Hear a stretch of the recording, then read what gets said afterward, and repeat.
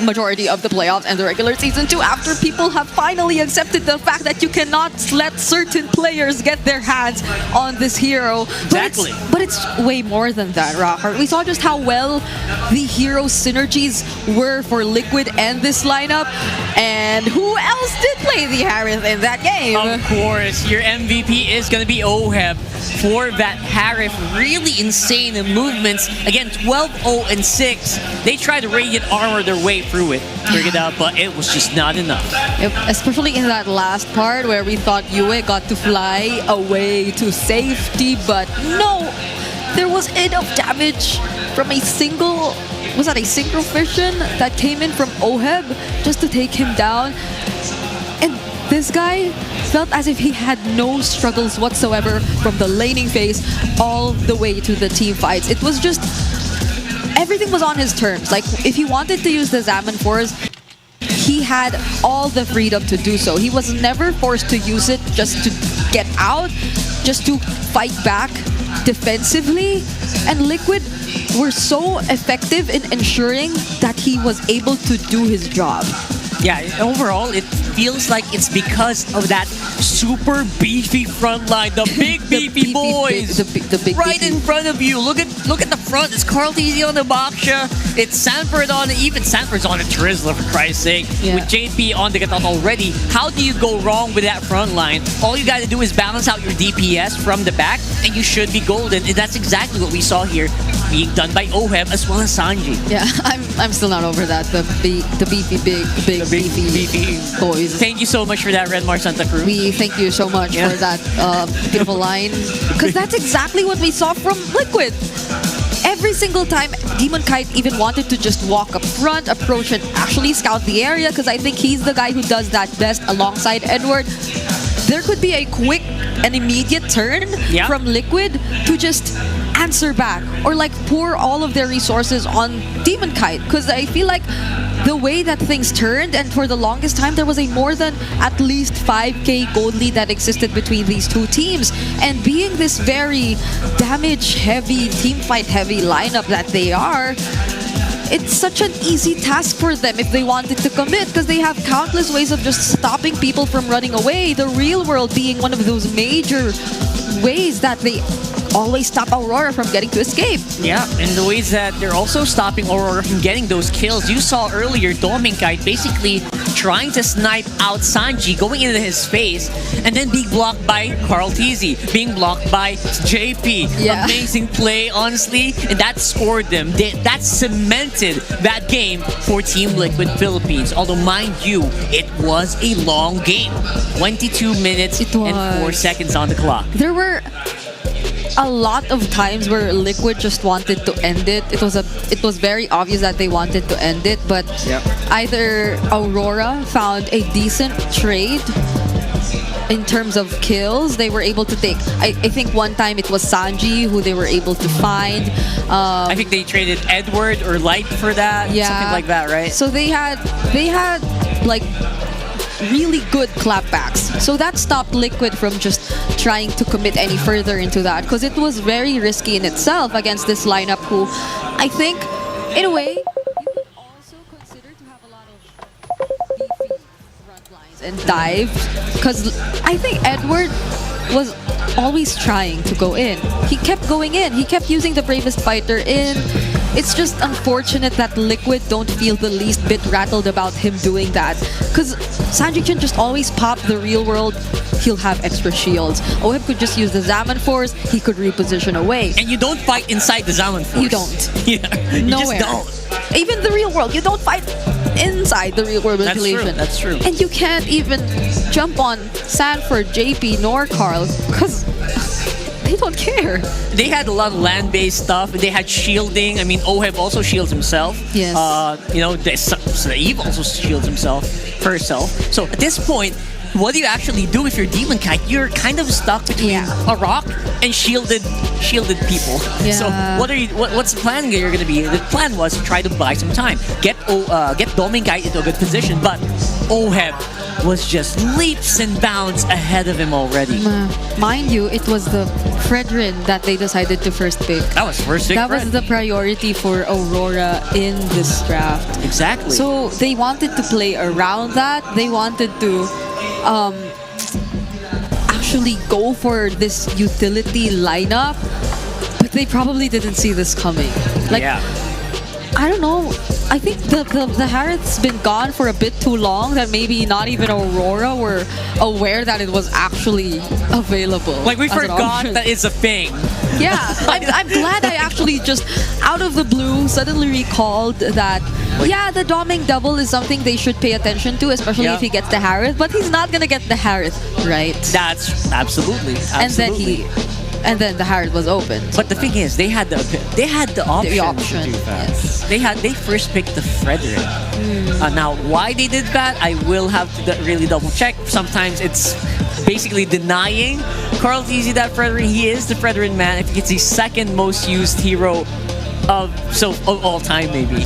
Yeah. So, it's nice to see him on the backtrack again. I'll say that because the way he played this backtrack was just so precise. You saw how that one moment up top, he just kept chasing after Dominic. He's circling around it, and hopefully that's gonna be caught by our solo analyst. Let's throw it over to you. Maganda kayo pinakita ng dalawang teams natin in game number 1. Kahit yung TLPH ay lamang na sa early game, mukhang nababawi pa rin ito ng Aurora because of their plays. May mga hero plays na nakita tayo in specific players, but in the end, it's TLPH na nanaig. Meron lang akong gustong ipakita sa inyo dito na stat line between the two teams. Etong Aurora at TLPH ay merong pattern na mas magandang malaman natin kung ano nga ba yung mga nagpapalakas sa kanila. Ang Aurora, interestingly, sila dito sa buong liga natin ang nananalo kapag nakuha nila yung first turtle. For example, every time na makukuha ng Aurora, 91.67% chance na maipanalo nila yung laban as long as makuha nila yung first turtle. And kung sakaling first lord naman ang usapan, 96% para sa TLPH. Ganon kataas, ganon ka guaranteed na mananalo ang dalawang teams natin kapag nauna sila sa mga objectives. Now, when it comes to first turret and first inner turret, kapag nauunahan to ng TLPH sa pag-siege, ganun din, lagpas 91 of 90% ang kanilang tsansang manalo sa laban. So, ibig sabihin, hindi mo talaga pwedeng bigyan ng confidence ang TLPH when it comes to taking your turrets. Napakahirap talunin ng TLPH kapag ito na yung pangyayari. Now, interestingly, pagdating sa first evolved lord, ito yung malayo na yung naaabot. 100% chance kapag nahawakan ng Aurora ang unang evolved lord ng laro, pwede mo nang itigil, pwede mo nang i-pause, pwede ka nang kumain at kumain ng masasarap na pagkain with Nor kasi masasabi mo na Aurora na yung mananalo. Siyempre, sama na natin dyan ang Team Falcons na merong magandang resurgence dun sa dulo ng ating regular season.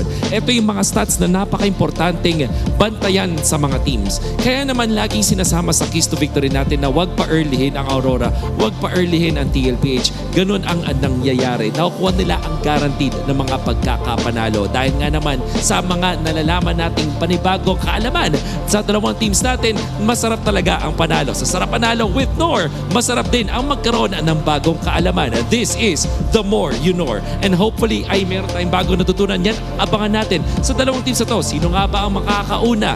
Ngayon, balik na tayo sa ating laban. Back to the panel. Thank you so much to Mr. Wolf. The more you know. The more you know. Yes. That's amazing. And it's actually really good to know that apparently... It's really good to know. Yeah, it's really good to know that apparently Aurora wins 90% of the games that they get that first hurdle with. That's very good information. Didn't happen here as well. Yeah. I wonder how much this is gonna change, especially the next few drafts, specifically bans. Because that's what really surprised me, the bans. Let's have a look at C later for that. But before we get started, here's one of your favorite segments. It's the ping test. Shout out sa mga pumunta sa venue. Gagalingan namin. Paisahin nyo na kami. Ano message mo sa mga fans doon? Message ko sa mga fans, thank you sa lahat ng sumusuporta. Bibigyan lang yung best namin and abangan nyo kami sa Jakarta. Grabe yung RORA guys, hindi pa kami makaisa sa RORA. Ito na inaantay. Sa mga suporta sa amin, maraming salamat mga coins ko. And sa TLPH, good luck sa atin.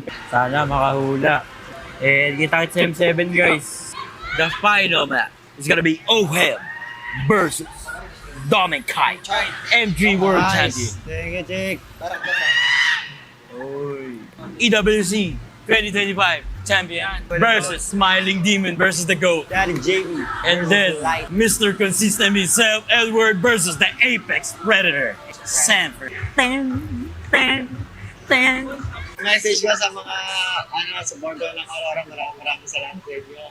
Then, ang message ko naman sa TLPH, good luck. Have fun. See you in A. See you M2 Ju. M2 Junior. M2 Junior. Sampai jumpa. Sampai jumpa. Sampay Jumpa, DM7. Sampai jumpa di M7. See you sa M7! Woo! Let's go! Wow, a 5-man ping test. Yeah. So first things first. Fun. It was a 5-man ping test. Second, there were a lot of things I could not understand. Yeah, basically though, they're very happy to be here. Yeah. And we'll see them in M7. I wonder how the entire world or internet reacted to finalizing our 2 Philippine representatives. I've actually been trying to scroll through yesterday. I think everyone was tired, but a lot of them feel very happy to see these 2 teams. What about the other regions? I'm pretty sure they're just sitting in their chairs and just looking up and like. We can confirm that too, you know. I want to That's confirm his theory. That's my theory. I want to confirm that. What do you guys think? What do you guys think? What's the feel You like? can also share it yourselves because you're probably watching. You're already here, chatting, so let us know. I'm gonna read chat in a few moments. A really good treat. We don't really get to read chat a lot. Nope. So let's go ahead and try to read chat in a few moments, especially our international viewers. But before that, we have a bit of a treat for you guys. You know that guy who sang earlier? I think we're gonna have a little bit of a chat with him. Throw it over this stage. Kasama ko nga ngayon ang Sony Music Philippines rising star, Ace Valenzuela! Hi Ace! Welcome to MPL Philippines! Hi Almira! Hello everyone here at MPL Philippines! Grabe ang raming fans! What was it like to perform in front of MPL crowd? Like, ano ba ang experience mo? Lalo na grand finals to. Yeah, it was surreal kasi it's my first time to actually perform on a stage like this. And you know, I appreciate all the love and support everyone has been showing to the music and also to all the players right now. At kinanta mo yung muli kanina. Maraming nakarelate at marami din nag-relapse. Can you tell us more about your music? Well, my music, ano siya, medyo dreamy in a way and introspective. So you guys can follow me on Spotify, Apple Music. I'll be having a new song actually next month. Wow! Surprise ba yun? Around November-ish. Pwede bang konting teaser or... Title niya, sige, sabihin ko na. Title niya, Hindi Mo Alam. At hindi talaga namin alam. Hindi, yun talaga yung title niya. Yun talaga ang title. Oo, yeah. Yes, at aabangan namin yan mga super fans. And nandito nga tayo sa grand final. Sabi mo kanina naglalaro ka ng Mobile Legends. Sino ang favorite hero mo? Pinatry sa akin actually dati. Jungle, Gushon. Ay, ang hirap nun In fairness, baka may future ka. Kabahan na kayo dyan, no? Nandito tayo ngayon in front of the players. Anong gusto mong sabihin sa mga teams na naglalaban-laban ngayon? And good luck message. To all the teams, to everyone playing right now, always remember why you started. And you know, laban lang. Good luck. Laban lang. I love that. So before we end this interview, anong gusto mong i-plug or social media accounts mo? Hello, magandang gabi sa inyong lahat. My name is Ace Banzuelo. I'm a singer, songwriter, and music producer. You guys can follow me at Ace Banzuelo on Spotify, Apple Music, Facebook, Twitter, Instagram. I'll be having a new song next month. Abangan. Once again, let's give it up for Ace Banzuelo! Alright, atat na nga ang super fans sa game number 2. Kaya naman, over to you, panel. There you go. Thank you so much, Almira. Man, Ace. Yeah. We're gonna serenading you, Chad. What's up with that? No, What? that's the song he sang a few moments ago. That's right. In case you guys want to check it out, I think it's entitled Muli. Muli. If you want to relapse really quickly while we're doing the grand finals, go ahead and drop him a search on Spotify. You can. We've been having guests over for the past couple of days. A lot of musicians, by the way. And they've had very different genres. Yes, we got Each and every Nobita time. yesterday. First day we had like Bark. And then we had Unexpected, and then we had crazy. there were a lot of guests that we had. Thank you so much to Sony Music. Thank you so much. And it's really surprising that so many different kinds of people actually watch MLBB and play MLBB. Yeah, he was a jungler. He was a Gushron main. Exactly. We have so many artists that I know, like you know, aside from the ones that were here, like people like the big bands here in the Philippines, and like they play? Sponge Cola, Oh, and all wow. that. They actually play MLBB like really high level. I did not expect that. Yeah. So I'm really super surprised. At the same time, very amazed. And we thank each and every one of you, especially you guys in the chat. You guys are always so cool for Yes. hanging out with us. So You guys are so cool. See, Brigida thinks you guys are cool. So Yeah. be cool, okay? So we're going into the draft here shortly for game number 2. What are we expecting, Bri? Do we still want to see that Franco make an appearance? The Franco depends on the lineup, I'd say. Because there was a bit too much dive. It was a bit too overwhelming for the Franco to actually even find the right targets, nor even use the Bloody Hunt onto one, because he'd be always presented with either of those big, big guys. That's right. Oh, by the way, Brigida, Eterna says, ang ganda mo. Wow. So, Mas maganda ka. So we're getting started here, guys. What's the map draw gonna be like? Earlier it was expanding rivers. This time it's broken walls. And it's El Neutrales, the map that does not really favor any specific team, I guess. This would be a much more fun Baksha game.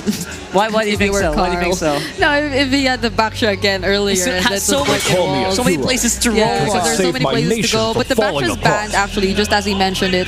So again, the Harith is going to be open, but the priority is same. Fredrin gets picked up by Liquid. So now we can potentially see the Harith in Doming's hands. That is going to be a treat for sure. They did not hesitate. Brigida went straight for the jugular, as they say, and they know that he can play it very well. So RORA gonna be happy to give that over to Dominkai. Now on the jungle side, what do you actually do when Carl TZ is so adamant to pick up a Fredrin? Yeah, I guess similar to what we saw worked well for Liquid earlier. To also deny those really good or high synergy picks for this hero. So the Gatot again, very common response in the red side, gets picked up too. A great deny from JP as well. So now I'm looking at what Liquid will be picking up with. So they go dive all the way. Wow. Why does it feel like we're just switching lineups? I know. What the heck? Okay. This is gonna be interesting. Obviously, you have. If this is the Eve. If this is the Eve, this was a gentleman's agreement, wasn't it? Obviously, they will not have the front line of the Gatot Gacha that is on the side of Aurora, so they will have to choose a different one. Chip is not banned here, Bri. Yeah, even the CC is getting snubbed. Even the CC is super late on the bans earlier. Yeah, it's... I think it was Blue 4 or Blue 5 ban. Yeah, but maybe that's one consideration that we can probably look at for Aurora. Do they want to pick up you as hero now? Earlier it kept getting banned. So now they actually pay attention to the CC. Speaking of which... Finally, we see it now. So far, Aurora's lineup is really looking very stable. Yep. The XP matchup, and I think it's very common to see the Lapu CC anyways. It's just a matter of how you're going to really execute the team fights. So Mid lane heroes, we'll be looking at that heading into the second banning phase. Yes, very heavily here. Obviously, Zushin has not been banned, but also not picked up in the first 3 phases. Not What do even you the think Kimmy. about that, Yeah. right? Zushin and Sand Kimmy rises when I give the completely word. ignored. So that's saying something about where the meta is headed here. It's like most of the tanks are getting picked up first. Yeah, and we're not seeing any mid lane bans either. They're going, or they're actually banning out light heroes instead, which is, I think, also pretty understandable if you want to like secure the amount of room that you want for the Harith right now, because this is already a Lapu Fredrin. So if you put another really annoying frontliner for Liquid, that's gonna be a big headache for Aurora, especially considering that we don't see what Sanji's hero is too just yet. It could be a mid laner that's also very reliant on positioning, and Yeah, you it would could be a not want hyper that. carry mid laner Yeah. as well, like a Kimmy. Because as far as falling the stars Kimmy brought us mentioned here. it, they're all still open up to this point. But with the Novaria ban, what could they be considering? Okay, I think the common matchup in the mid lane was a Selena Among the Novaria. planes exists Well, that's, the equilibrium, But they banned which I was one of them made banned out. for. So. And Selena, by the way, has not really been seen since maybe day 3, I Yeah. believe, or day 2 of the playoffs. So I'm not sure what they're thinking right now here, especially for the mid pick. But I think RORA needs a bit of a stabilizer as well. Pretty similar to what the Eve was in that game number 1. That's open. That's still open. If they actually want to consider that. Only love and night are So they go everlasting. Sicilian. All right. That's an OG pick for Yue. Definitely wants to play at a very long range. And I think they also want to play a bit of a long game. Yeah. JP, looking at what JP still might want to pick up here. If it's the roamer heroes that are still available, the chip Kalea still there, but the AOG, I might not want to pick the chip into this lineup that Aurora has. Kalea again keeps getting snubbed. Yeah. Hylos is there. What is up? Hylos is there though. It's a good front line, but I still think the chip is a good pick here. Payback. Sarsha's there that you're talking lead the about. charge. Hilda! Okay. But what's the jungler for Aurora? Oh, they left it for last, actually. Hayabusa's still there. I would not mind an assassin jungler in this matchup. I feel like you have to temper that mid game. But yeah.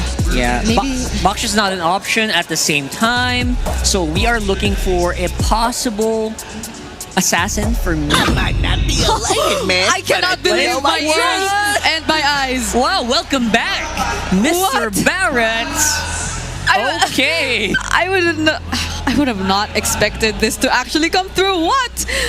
Barrett's. And it's not a Barrett's accompanied by any kind of support. There's That's no true. Mathilda. It's just the Barretts. It's just the Barretts. So they're gonna go hand in hand, and with Dagatot Kacha, try to keep this front line, this back line alive rather. So it is going to be a big question of whether or not TLPH can bypass the Barretts. This is so interesting. A Fredrin Barrett's matchup. What season is this? What season are we in? Oh my goodness, this is gonna be a treat for the Barretts mains for sure. But for the meantime, we're going into game number 2. TLPH is ahead. Let's throw it over to our casters. You know, that's the same question we were asking ourselves here on the desk. I said we're going to go through an evolution of the meta, game to game. Well, yes, what season is this? A Fredrin Bears in the Jungle. We are so back, and I bet you, Naisu, started to miss Homa, because you're a bit of a revisit to Daytona's welcome. But you missed Florida, huh? That's Yeah. Okay.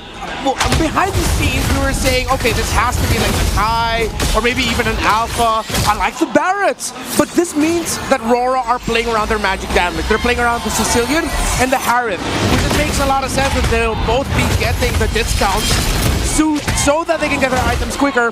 But Liquid, Bro, they just need to build a bunch of radiant armors and then they'll be okay. Let's see if Aurora can make this work. This is a very high risk, but Yue making it look rewarding because he is undefeated with the Sicilian. And this is once again a specialty Harith in the hands of Dominicite. So many teams in the regular season have done 100 different things to ban out this Harith, and here he ends up with it. And that's why I'd say this is looking good. Like, if you go down to the draft, I don't know what people say about the Barretts now. But this is already good, solid picks, U-Wave and Dominicite. That's the thing. It's so brand new and so old at the same time that people don't have strong opinions about it. You're not sure, you know? You're like, is it still good or not? Yo, man, if it wins, everyone's gonna say, wow, what a brilliant pick. If it loses, boo, like, why'd you pick the Barretts? But, you know, personally, I like it. So, let's see, as we're looking at the action of the big screen, from time to time, I encourage our viewers to look at the map, see how the laning is actually going between Dominicite and Oheb, because this is what's gonna be one of the main determining factors whether or not Aurora will make this Barretts in the jungle work. How well can Dominicite actually manage Oheb in the gold lane and win in the gold lane? Turtles up. Everything already happening here. Even kind of will start this up, but now Carl needs to fight or to jump in. Here comes 40. Almost gets bit and hit with that detonus welcome. But Demonkite so quick on the retribution, securing that first turtle for the northern line. Sanford very low. Lights on him, hits that taunt. Then an airstrike by Sanji. A lot of damage onto Edward, popping that vengeance. Oh, now they're still trying to get away. Edward could be in trouble. He falls. Output Jing bikes it. Light standing in the middle of 3. Little low, pops that concussive blast. Missile expert, not enough to displace Carl Teasy. Roller gets to lick their wounds. Happy with that one objective. Okay, good thing the Rubies were able to balance things out with a kill, but yeah, Demonkite actually getting the Retribution Battle win against Carl TZ there. Good thing that he was able to. But you see now, Liquid, even though they lose a turtle, they're not afraid to fight and re-engage. So Aurora, especially Light, needs to keep that in mind. UN needs to keep that in mind. And JP's still been super annoying for Aurora to deal with. His positioning is at the Hilda is one of the reasons why they were able to get that kill eventually onto Edward. All right, take a look at the items too. You saw that you have about a couple hundred gold in favor for Dominicite. Yeah. The lane that you mentioned.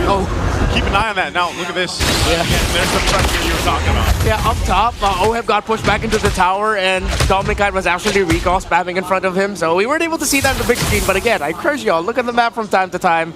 Now, okay, good thing JP was able to... I feel like after that, that's when Oheb told JP, hey, I need your help here, join out. So now you see Aurora, especially Light, trying to get Vision in the jungle. I'm pretty sure Dominicite knows that JP's hanging around here. Fine. Light on his tail, flushes him out almost seemingly with instant reaction. Yeah. And they'll serve up this gold grab over the Dominicite. Very good start for that gold lane. Good block there, actually, by Light to stop Oheb from getting that. But then also, Oheb got a fat wave. Still going to be really close. No team can find a big win in the gold lane just yet. The EXP lane, it's going to be another dead lane experience. Unless one of them actually really messes up. But this turtle looks good for Aurora. They're going to start it up. He is part of this. They might have to just force this fight. There's another airstrike. Sanji here. Blasting away, cancels it. Oh, it actually secures the turtle. How'd that happen? And now you have blasted away with those bad impacts. And Demonkite, no follow-through from the rest of the Northern Lights. All Liquid. Light's in trouble. He's going to go down here too. It's 1v4 Light. No! Hill. JP picking that one up. Again, JP on the hill. The fact that Oheb got the miraculous last hit using the Death Sonata. That was all Liquid. And you see again the presence of this Hilda every time showing off in the back. Demonkite was left alone there because Hilda just decided to go after you and Doming. Yeah. I'm thinking when JP's utility will expire, and if that'll ever happen, oh my god! Dominicite with Sanji and JP alone. Oheb, not even part of the action, takes him out. What was he thinking? I mean, he's been pressed off of his tier 1 turret, zoned out completely for a while now, and then he ends up going down.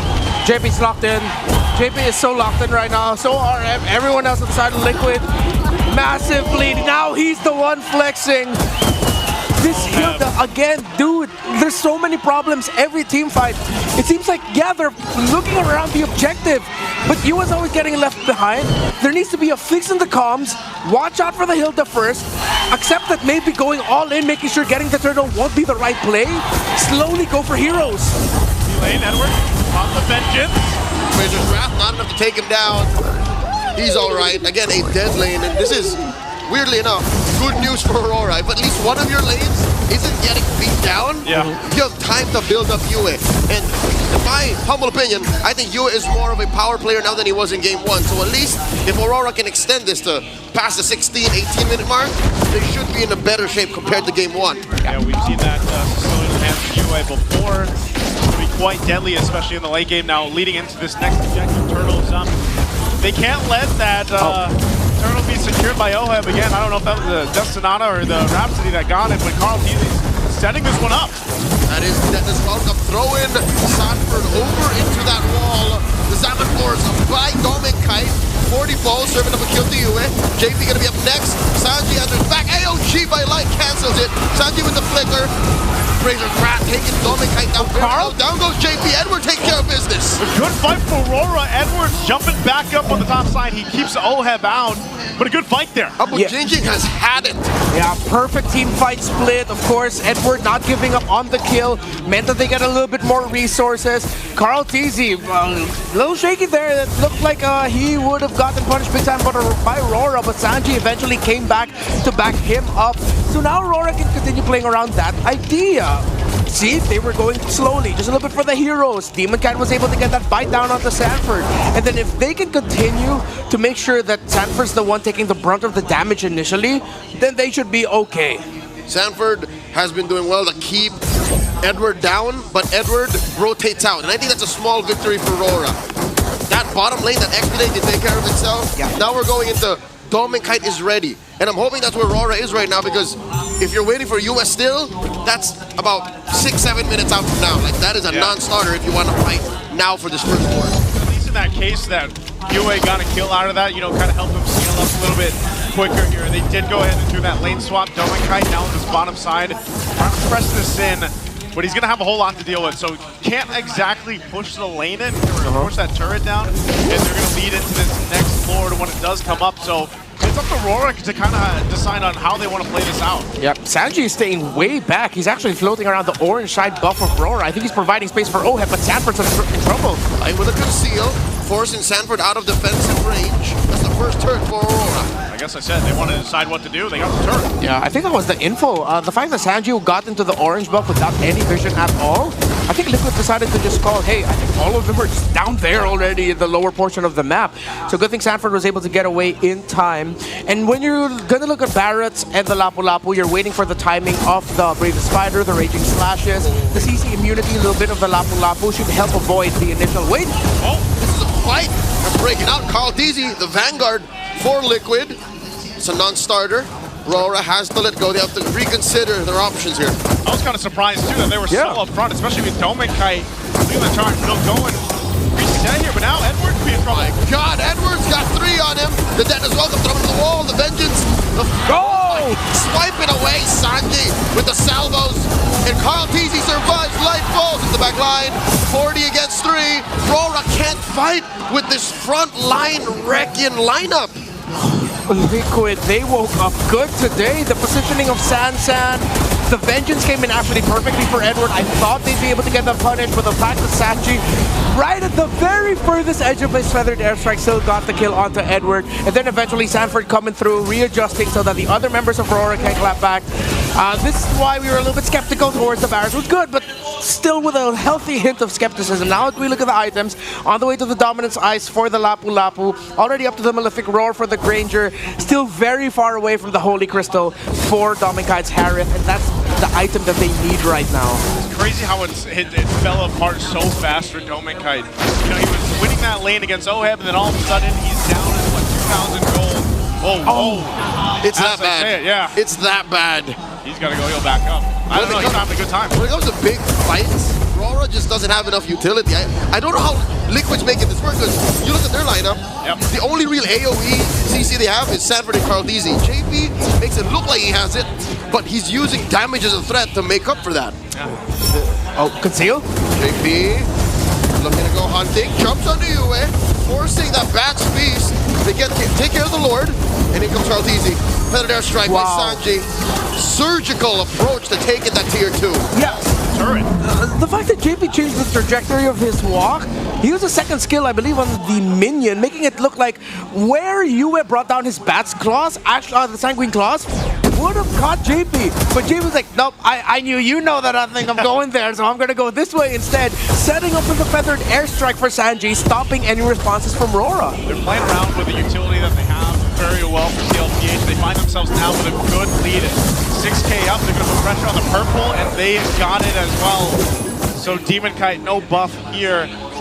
Definitely having a hard time. I mean, it's not just that Barrett's is kind of slow to move on his own, but realistically, you're able to be kind of that front line, but then you also put yourself in the position to get the Daytona as well come off and try to make that work, but it's not working the way they want to. And I feel like a big part of that is because, again, it's Domenkite that's taken a lot of damage before a big fight even breaks out. So then his positioning is then at risk of that. Yeah, in the heyday of Barats, there would always be a hero like a Matilda or a Rafaela to help in the positioning. Here, he's basically raw dogging that as well, because he's trying to get it in when Liquid knows it. Here it is. We just have to sidestep. We just have to move over here. It's a brute force Barrett.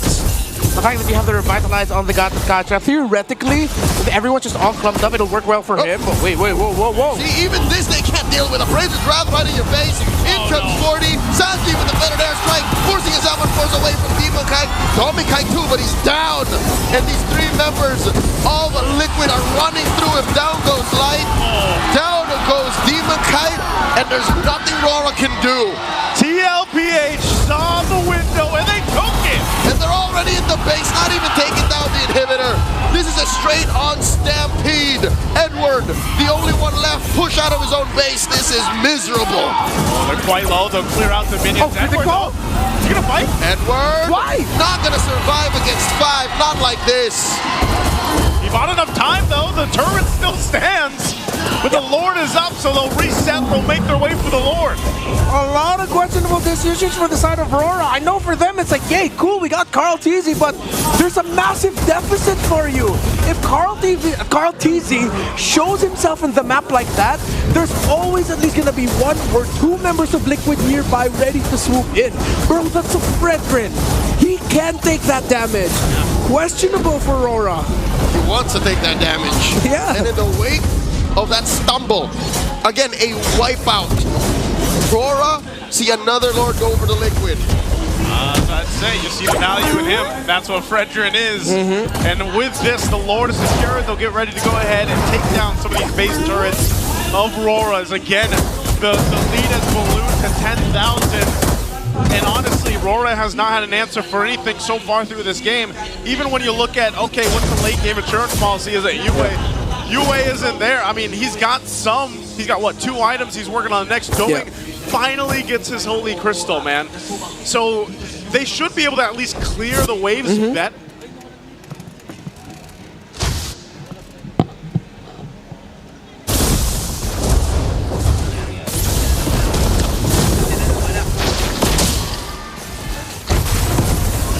Oh, hold on. They do get a base turret. Base turret's gonna go down. The Lord is still being worked on here. So RORA's able to clear it out. 12,000 now for TLPH. They take the discipline round. They end up taking out this mid turret next. Tier 2 is gonna be the focus here. Sanford jumps forward. Now RORA desperately trying to hold on to base turrets, but look at the feathered airstrike damage. Yeah, it hurts too much.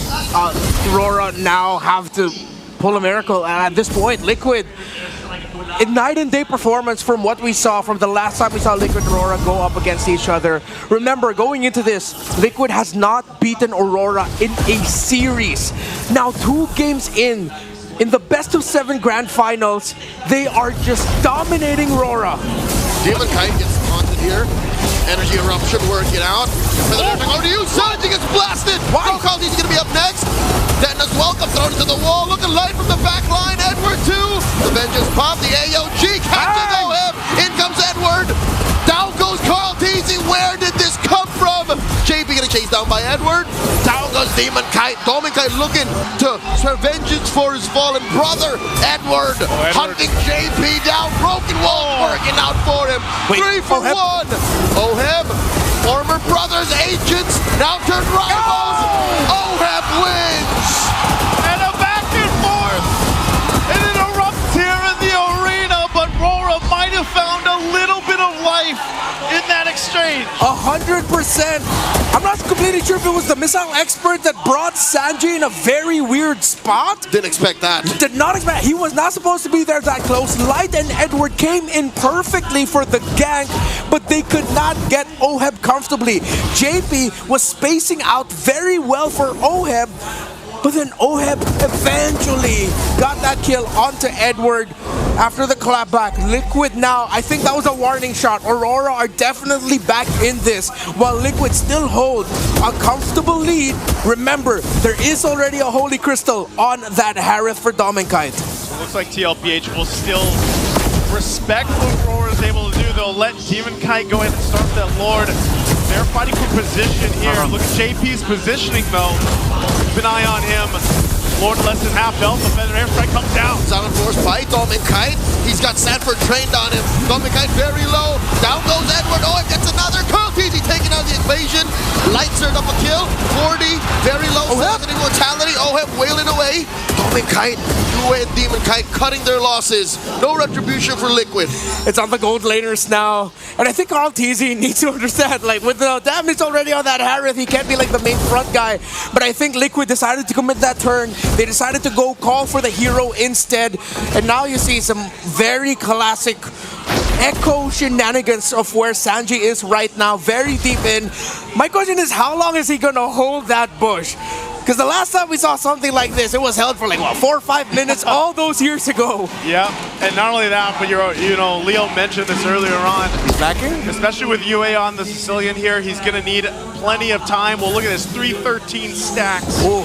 Almost at the 18-minute mark. That's why we're seeing the impact of those bad impacts now. God, look at this kill. 1 kill away from map stacks. 70 on the Sky Piercer. That means he's been getting all of his kills off after he got the Sky Piercer. Oh, yeah. Just pure value. Yeah, so even though RORA, you see them fighting very well, Oheb's not dying. And now the pressure is on the Dominkite and Oheb. It's really on them right now to mess up. Oh! Lucky with the Feather Airstrike. Zoning Yue out. Flicker down, too. JP as well. Liquid cannot blitz this. They have to wait for the Feather Airstrike to come back. Yeah, they're going to need that. And it was Oheb that grabbed that purple buff from RORA's side and half health here. Man-to-man defense by JP keeping Yue honest. Lord at a 10 of itself. Sanford with the bravest fighter. Silent Force fight Dominkite. They're bursting down the Lord. Oheb secures. Immortality off of Sanford. Down goes Domink. Domink's gone and Edward's going to fall as well. AOG by Light does not find JP. The taunt on the Demon Kite. This is close to over. Nothing for RORA on the board. Down goes Sanji. Can Light Yue do this? The flicker from Daddy JP. Oheb's there. He's looking for more. He takes out another and Oheb will get another. Ooh. It's a wipeout. Liquid continue their momentum. 2-0. You see the hype on Oheb stood up immediately. Sanji and Oheb on point. The man-to-man defense from JP. Liquid do not want to let go of the hopes of the Golden Road. Oheb, back-to-back games. Phenomenal, locked in there. Comes in, cleans up. And JP as well, man. We got to throw it over to the panel to break this one down. And that is an unofficial savage for Oheb. Look at that. I have, like you mentioned this earlier, man. I have never seen Oheb this insane before. I've never seen him this angry. He looks mad. You could feel the emotions in his gameplay. And for this entire regular season, I just saw him as a more low-key, does the job, but it's not that flashy kind of gold laner as what we probably are so used to seeing him. But now, it's different. Game number 1, he had the Harriet. He was just unstoppable. But who made all of this possible in the first place? Of course, it is Daddy JP there going crazy with the Hilda actually in the first few minutes of the game. Wow. He was non-stop here. That's yeah, he never let go of the heptases, man. Wow. So you could see you gotta why, make those first hits count, right? Yeah. And why he was so confident in burning the flicker just to chase after kills and pick it up for himself. And I think he did get a couple of kills in the early. All right. But I saw a few times where he hesitated to swing the axe. Yeah. Maybe he was just trying to give the kill. Give way, yeah. But Carl Teasy was about to die at that specific moment. So he said, you know what, I'll take it. Let's go. Yeah. And he did the job that was necessary for Team Liquid to really, again, stampede their way to victory. I just want to say, if you missed the pre-show, this guy has been always undefeated in the grand finals. And how is Liquid playing this good against Aurora, who again, they never beat in the regular season? Yeah, he's like a grand final savant. He's a maestro here. As you can see how he has enabled this kind of movement coming in from Team Liquid Philippines. The big pincer maneuvers, they have so much confidence going into the team fight. Again, because of very reliable backline support from OHEB as well as, of course, their front line, which is crazy on that Fredrin. We're seeing the reason why Carl Teasy really is the Fredrin man so far for MPLPH. Yeah. And honestly, it was also partly Aurora, and as our casters mentioned, making some really questionable decisions throughout. That's right. It's not as clean as the Aurora we're so used to seeing. I'm looking forward to Aurora cleaning it up, especially for game number 3. Because if this keeps going, we might go early today. I don't want to see that. Everyone's guessing a game 7 here. I don't want to see that too. And maybe we can also kind of recall how we all felt about the Barretts in the start, in the beginning, when it was revealed to us in the draft, because there were a lot of, I don't know, uncertainty around it. There was a lot of uncertainty around the Barretts pick. Aside the fact that it's not paired up with a support hero that we did mention before heading into the game. Like the Mafilda, it helps with mobility. Yeah, it should be there. Usually the Barretts is very hard to pull off, even way back when it was meta, if you don't have that by its side. So what more now that it's not entirely in the meta, and Liquid are just stampeding their way through with this kind of lineup that they have. Basically, if you don't have like an S-test to make sure that you are not dying right away, or a Mafilda to get you out of harm's way, maybe make a very fancy Dayton's Welcome play, it's really bad. And it's been giving bad results in the previous meta. But now, we're seeing, again, Renmar said it, like, if it wins, it's good. If it's bad, you know, if it doesn't loses, is it automatically bad though? I guess we'll have to see, because we haven't, it's only game 1. Sorry, it's one game. It's just one game. It's not a best of 5, so Aurora still has 2 more chances of actually evening out the series and not letting Liquid actually secure the win.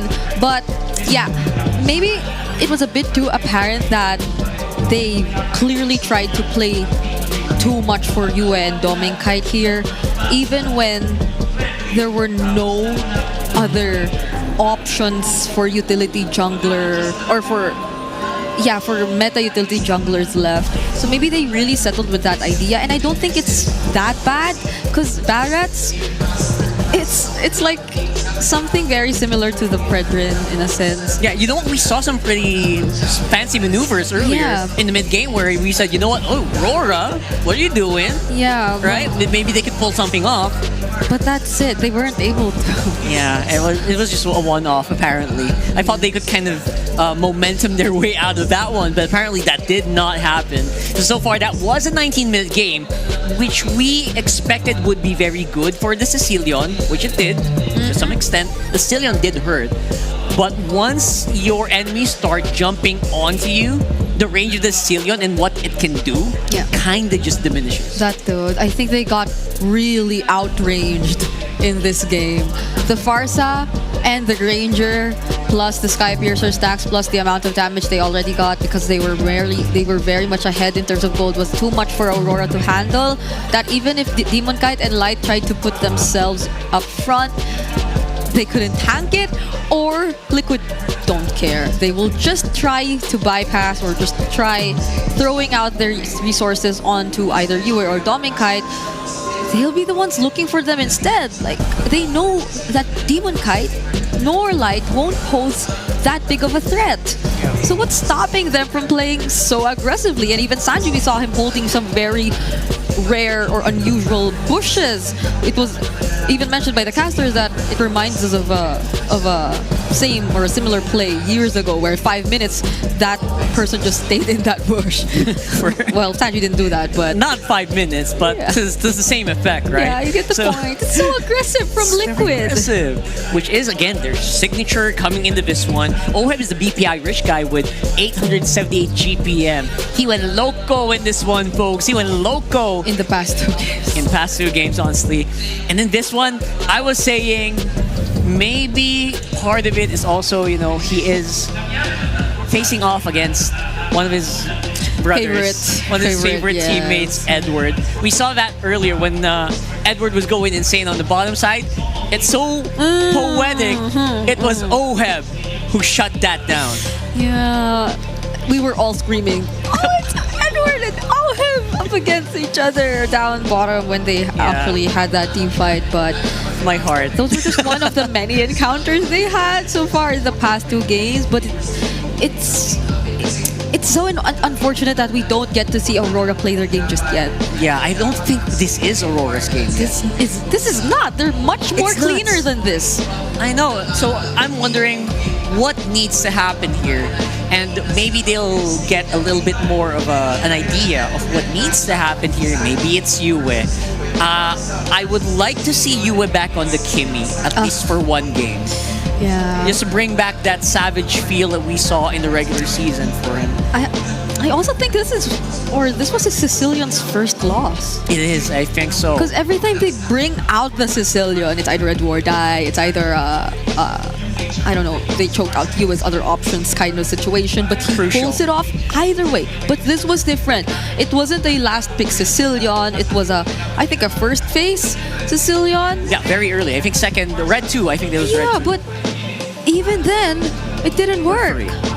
So it's really unusual to see Aurora in this kind of position. We're hoping that they actually find a way to regroup heading into game number 3, but if we are gonna put a bit more highlight onto Sanji, what else can we say about this Farsa performance even? I mean, usually Farsas are pretty laid back, right? Yeah. But this one, Sanji also was on fire here.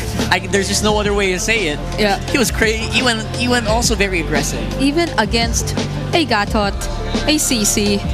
Gatot usually cancels out your feathered airstrike, so usually you want to stay far away. Yeah. But in this one, Sanji really played like, I don't mind. Let's go ahead. Let's duel it out. I don't care. Let's go. So, is that the mode that we're seeing Team Liquid in right now? Is this a mode where they don't really have any fear against any pick? That's a scary Team Liquid. That right? is. So before that though, obviously, I hope that our players are taking water, especially with SIP purified water, which is filtered through volcanic rocks for a crisp, clean taste that quenches like no other.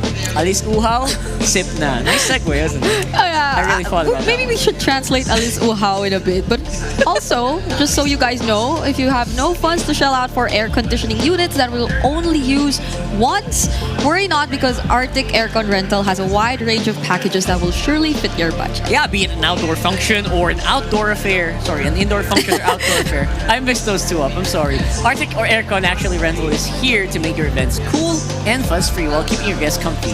Which again, they're the ones actually doing this whole thing. And this whole... You can see why his hair is like... But the air is blowing in my face. Yeah. It's so cold, I'm actually shivering in a place where it's usually very hot. So thank you so much. And of course, let's go to Go Hotels. If you want to go explore more, hashtag Go Explore More with Go Hotels. Go ahead and book them right here if you need a place to chill in while you are waiting after a very tiring grand finals. Yeah. There's one nearby here. Yeah. So our casters are always excited to head back and chill to Go Hotels after a long day, because we've had long days throughout our playoffs. This isn't new to us, by the way. Even in season 15, we've had like the first 2 days with all maxed out series, 2 best-of-5s and 20-minute games. So this isn't new to us, but we're glad we have Go Hotels this time. Thank you so much for Go Hotels for keeping us near the area and making me not commute all the way to the middle of the tournament. Thank you so much. So we are going to go ahead and get into the smart power pose though. Put your game face on and make your smart Do the power pose, do the pose. Let's do the pose. Oh, I wish Glad did it. Yeah, oh, there you go. Oh, no. Come on. It's a classic OHEB pose. So, come on. Is no one willing to take the challenge? Oh, there you go. There it is. That's good. It's from RORA's side. You just keep the tip of your finger right under your nose. Shush the haters. Yeah. Shush the doubters, boys and girls. Come on. Okay. Oh, he had to take off his glasses, so it's more accurate. Okay. That's right. OHEB doesn't have glasses. Okay, I think this is a face-off. This is going to be a face... Oh, wow. That's how you do it. They're trying to... I like it. Okay. They're trying to style their hairs. So every time it pans to the other, they'll be fixing their hair first and then redoing the entire thing. Okay, congratulations, sir. Okay. You are unfortunate. Can he win too? You win. Can they both win? Please, Smart. Everyone thinks you're still a winner. Yeah, we're all winners here with experiencing such a beautiful match like this. And again, highest tier MLBB action, I think. Yeah. So I mean, look at that. How often do you see the top 1 team forced to draft a lot more differently than they usually do? This is completely different RORA, honestly, that we're seeing. I don't know where to start, Brie, honestly.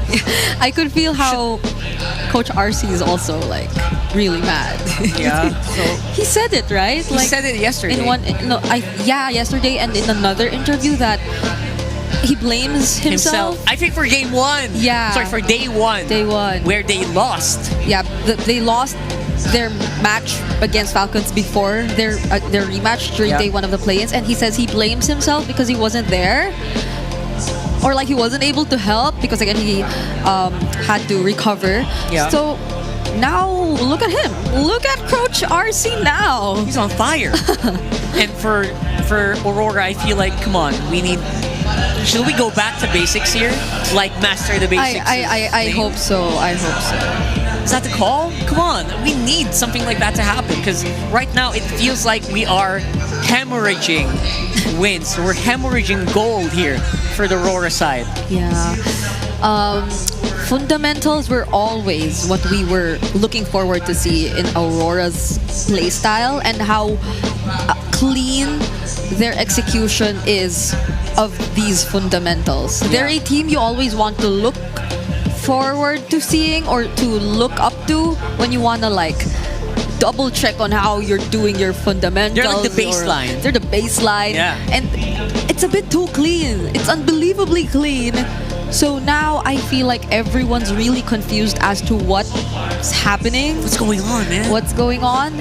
But it's nothing that they can't recover from. We've seen this time and time again. Aurora, if there's one thing that they've learned throughout time, definitely it's to adapt. That's right. A lot more better in situations like this. Adaptability is something that we've seen Mr. Consistent go through as well. So I don't doubt it's gonna happen, or it can happen.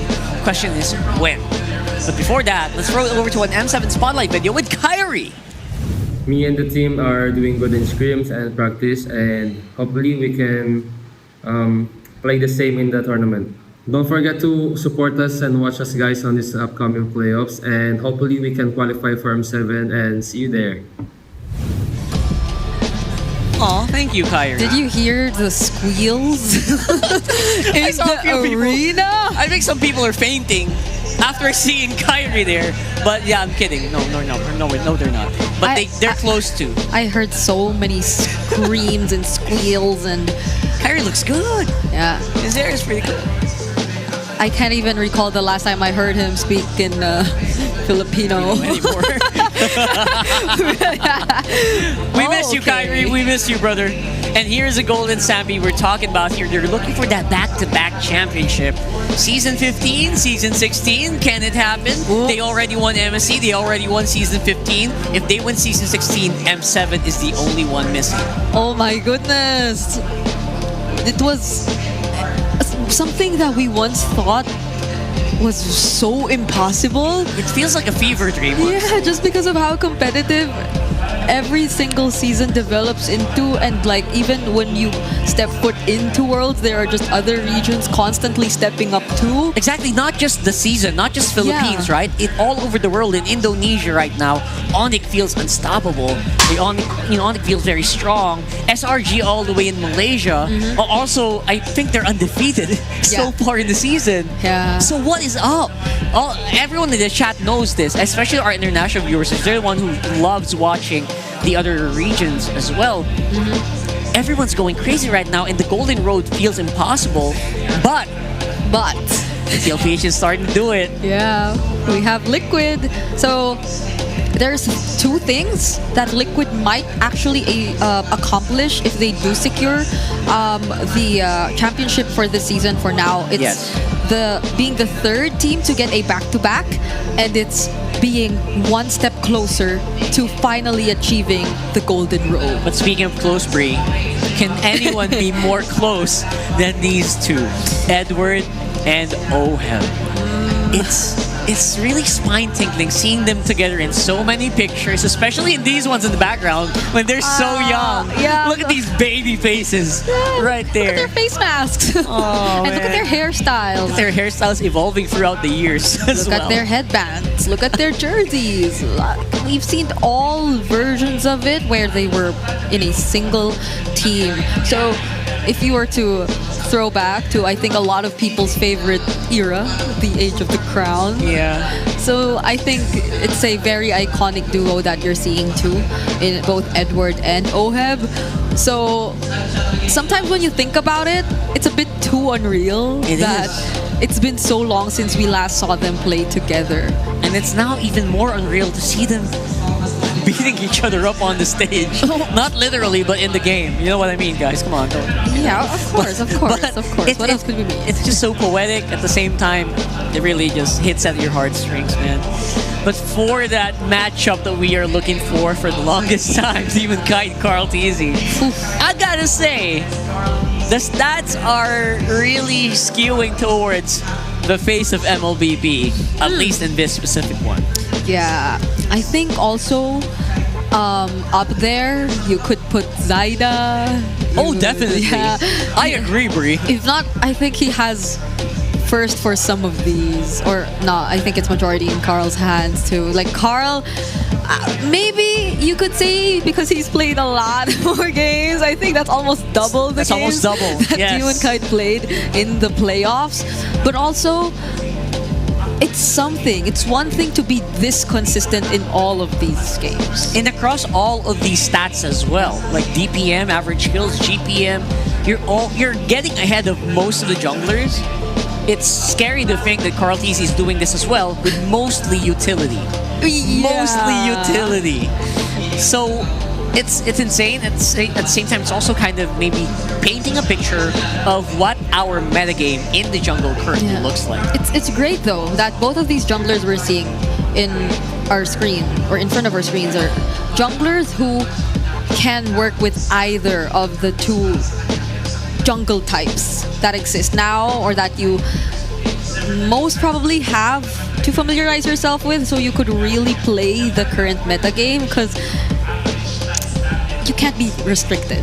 Like now that we're in this patch, you can't stick with just like all utility throughout, or you can't all be a one assassin. You can't be like that. And so it really favors teams who have learned how to adjust and explore a bit more. We were so used to only sticking to one, and now it's so nice to see that we are open to both. That's right.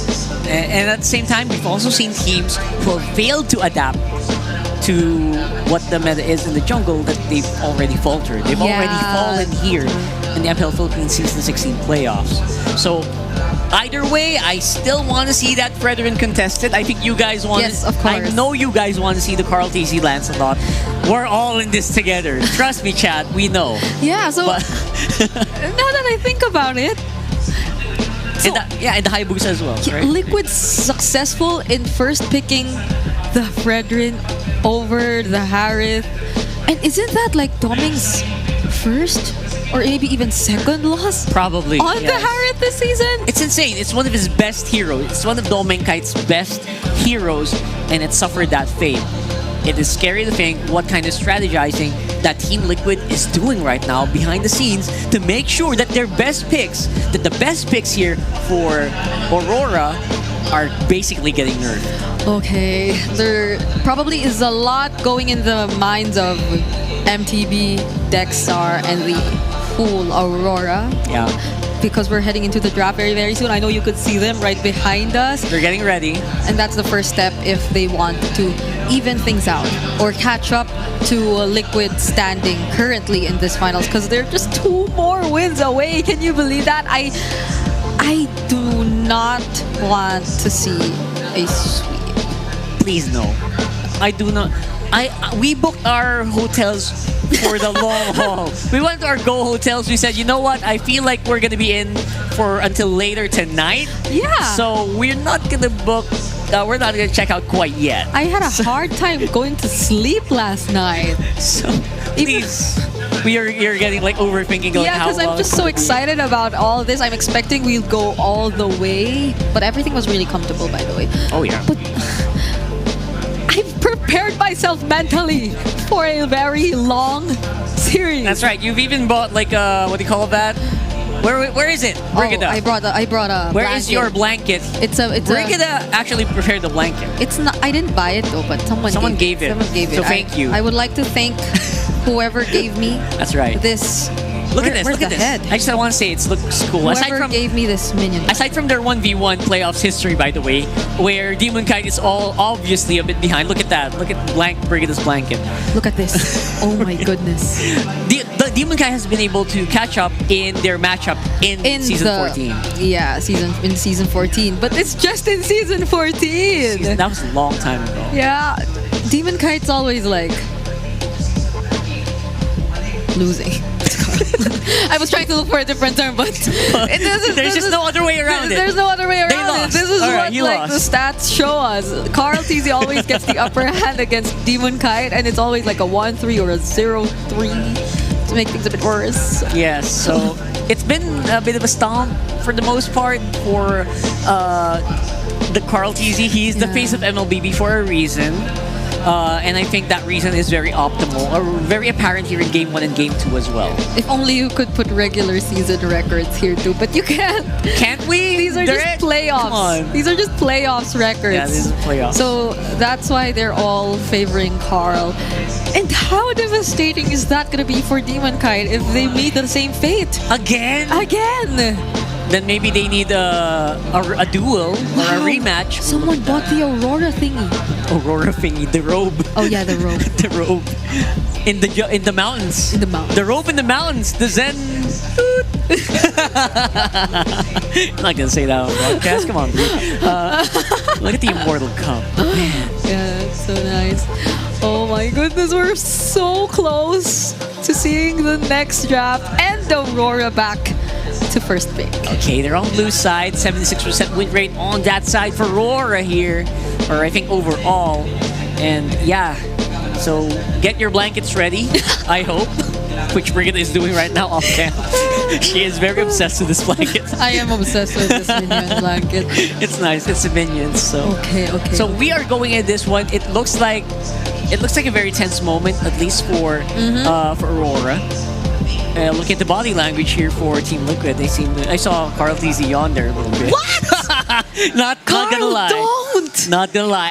I hope the fire is still there. Get into the countdown here for the drafting phase of game number 3 between Team Liquid Philippines and Aurora Gaming. So We're looking for the first bans later on, but first let's look at the map draw. It will be crucial. It will also kind of dictate, depending, sometimes it dictates the speed on which we will make ganks happen. Again. The rotations around expanding rivers, but it will be dangerous grass for game number 3. Oh yeah, it's different. We've had 3 different maps so far. Ooh, the randomizer is doing its thing. randomizing today. It's randomizing today. Good job, randomizer. Okay.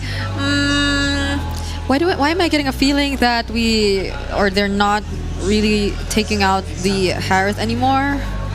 Not unless Aurora wants to do that. Yeah, I think so. I think we can definitely safe to say that either teams can actually pull off the Harith at this point. So leaving it open doesn't feel as bad compared to like some regular season or even some earlier playoffs games. Yeah. Okay, Hilda gets respected though. Hilda does get a lot of respect as well. Yeah. So and JP, good job, JP. Yes. Yeah, good job, Daddy JP. So maybe Aurora might be a bit more open to an assassin jungler. Yeah. But it depends if they get the Fredrin first pick again. It's been the trend for the past 2 games, always been the Fredrin prioritized in blue. But Liquid, call me a hero. they seem to have found a way around it, so they change things up. All right, that's a little different here. This is the first time Isushin's been open for the series. Wow, okay. So this might be something different for Aurora. This might speed up their mid-game tempo with this pick. Now, then again, we're looking for its matchup, its win rate against the Fredrin. I would say can be pretty close. Yeah, so is Liquid considering still a Fredrin because there are other junglers option. I think that's why they delayed for Red 3 first. The God of Harith, as expected, will be the response. It's impossible for you not to get the Harith when you're in red side and it's still available at this point. So Granger, I think this is gonna be very consistent for Aurora. They have to secure Doming's hero in the first phase, especially now that it's been a Harith Granger matchup always. So this is gonna be the difference. I think this core lineup here for Aurora is already fine, especially with the high loss in tow. I think Alice would be a very good pick for Aurora, just to make sure that this Wise Assassin Granger can kind of maneuver around it. You can also kind of just solidify someone with, because it's physical damage, jungle physical damage, gold laner. So I think you want to go magic on your. If you don't want to go bombing on the mage, maybe you want to go and get that Alice. But Hayabusa on Carl TZ, we talked about this earlier. Yeah. This is a good switch up, and they're not getting stuck in a pattern. Yeah. Which is good. Really good. From a Baksha to a Fredrin to a Hayabusa. He's doing everything. Carl's been doing everything. He's been getting majority of those really good meta picks that are not usually all open. I am not the only So it's really surprising that it gets open. It's excellent, actually. Yeah. So the Varsa's still available too. I think it's gonna suit the Liquid lineup a lot. Yeah, the Eve can also work for Aurora this time around, so maybe they might consider picking that up. So if Liquid wants, they could just ban the Eve and then get the Varsa, so there won't be any matchup. But Aurora take it out themselves. Okay. All right. So obviously it's gonna be a lot of mages probably on the docket here. I think Valentina is one of the picks that has not been mentioned a lot, but could probably make it to TLPH depending on how they want to use it. I don't like it just for the glorious pathway, but I'm thinking ahead for Rora's mage pick here. Yeah, I think it's also a lot more frequently coming out when there's a Grok on the other side, or when there's that really good big ticket ult that you want for yourself. But currently, it's the glorious pathway, and I think that's also really helpful if you're Liquid. But they take the Novaria out again. Okay. So the mid matchup obviously is gonna be. We might start seeing a bit of a different mid lane matchup here. What was Sanji on during game 1? Was it at the Eve? But now it's gone. Yeah, it's gone now. So it might maybe another mid control mage. Selena is not out of the question here, I think. That's what I was thinking, because it's always the matchup whenever the Novaria comes out to counter the Selena, but not to counter. It's just to match the Selena. But Lunox gets taken out as well. It feels so... It feels like it was just yesterday, but okay. Oh my god, what happened to Lunox? Lunox, come on. What happened to Lunox Kimmy? Like they were... Lunox Kimmy, they're not being... Not even getting banned. Yeah. Oh, sorry, Lunox got banned here by RORA. Farsa or Kimmy might be coming in later for both Sanji and Yue. RORA needs big magic damage here. They need big magic damage, lest they be armored out by TLPH. I don't think the Kimmy's a bad idea. It is true. It is a really good... If you're looking for big magic damage, that's it. But at the same time, it might be... There's a Haya, Lapu, yeah. And the gold is going to be eaten up by the YSS and the Granger. So you will lose out on some gold. But you can't go Sicilian here either. Yes, I do not want a Sicilian here. There's the Alice. I knew it was coming. But who's the mage? Selena. All right. Okay. So what's left for Sanji is like... the Farsa. Farsa. Yeah. We did say the Farsa Selena are like the options left for both Maybe a of these. Lilia. Farsa it is. All right. There you go. All right. So despite what our fears earlier, Brigid, I think we kind of predicted that draft pretty well. Yeah. So good job. Up here. There you go. The options were out there. The options were out there. That's good. So we're not so far out of the meta yet. Not yet. Especially in this game. That's right. We're not seeing any Barretts or anything. And we're back to the Yi Sun Shins, Hayabusas. Nothing too crazy. Nothing too crazy. I like it. I think the way the momentum's going, though, this is a very comfortable lineup that Liquid has secured for themselves. Aurora can play this just as aggressively, but after some time. Yeah, let's see if Aurora can buy some time here in game number 3. Don't forget, it's already 2-0 for the Stampeding Cavalry. Throw it over to our casters to bring us the game. Right now, this is about the most looking Season 16 draft we've seen on both sides. We're back to those YSS Hayabusa matchup. We've got marquee picks on both sides, but is this going to be enough for Aurora to finally get a point in the series? It's a best of 7 right now, facing 0-2 against Team Liquid Philippines. Yeah, so when I first saw the 3 picks, blue side of Aurora, I liked it. You cannot go wrong with those first 3 picks, no matter what you slot in for blue 4 and blue 5. Then you see the Selena. I am partial to the thought that this is very coin flippy if you're playing around a Selena like this, especially when you see the Gatakacha and the Farsa on the other side, the fact that you're playing up against a Lapu Lapu. But then, it was paired up with an Alice. So, RORA are now going to be playing a lot of dive, playing around that Granger and the YSS, but then you're up against a Hayabusa on the other side that now... very coin flippy to see which team's actually going to take this. What I'm looking for is Aurora's box control. Wolf has been speaking ad nauseum about boxes, and in game 1 and 2, that's been one of their major problems. Given we haven't really talked about it during the game, I'm pretty sure it was alluded to by our esteemed panel, Rockhart and Brigida, but that's what I'm looking for. They have a high loss that should help, and I think that's key to them recovering. Again, fixing that 2-0 problem. The only box I feel like really that we've talked about was when the Eve was picked up, and now a couple times, you know, it's either been picked up or it's been banned at this point. But, you know, when you look at Aurora and their chance to set up a box, it's kind of weird the way it's going to work, because anytime we see the Alice drafted in, we know that that's a big component to kind of zoning out the opposing team, and that's going to happen to TLPH. Oh, whoa. Oheb and Dominkite, by the way, going through this. Sanford will have to burn the Flicker, so he doesn't have that. But Carl TZ joins too. Turtle's up though, so they're going to go and start this up. Wow. JP holding down the front. He gets Dominkite really low here. It's Shin, Mountain Shocker. They're going to try to pull a Hail Mary here.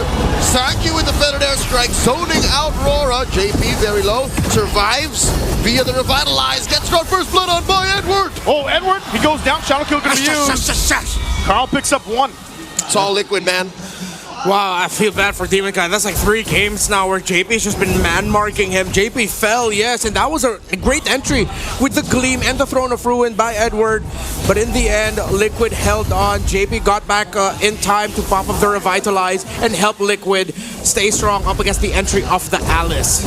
Sanji. Like from Sanji, forcing a flicker from you. Ooh.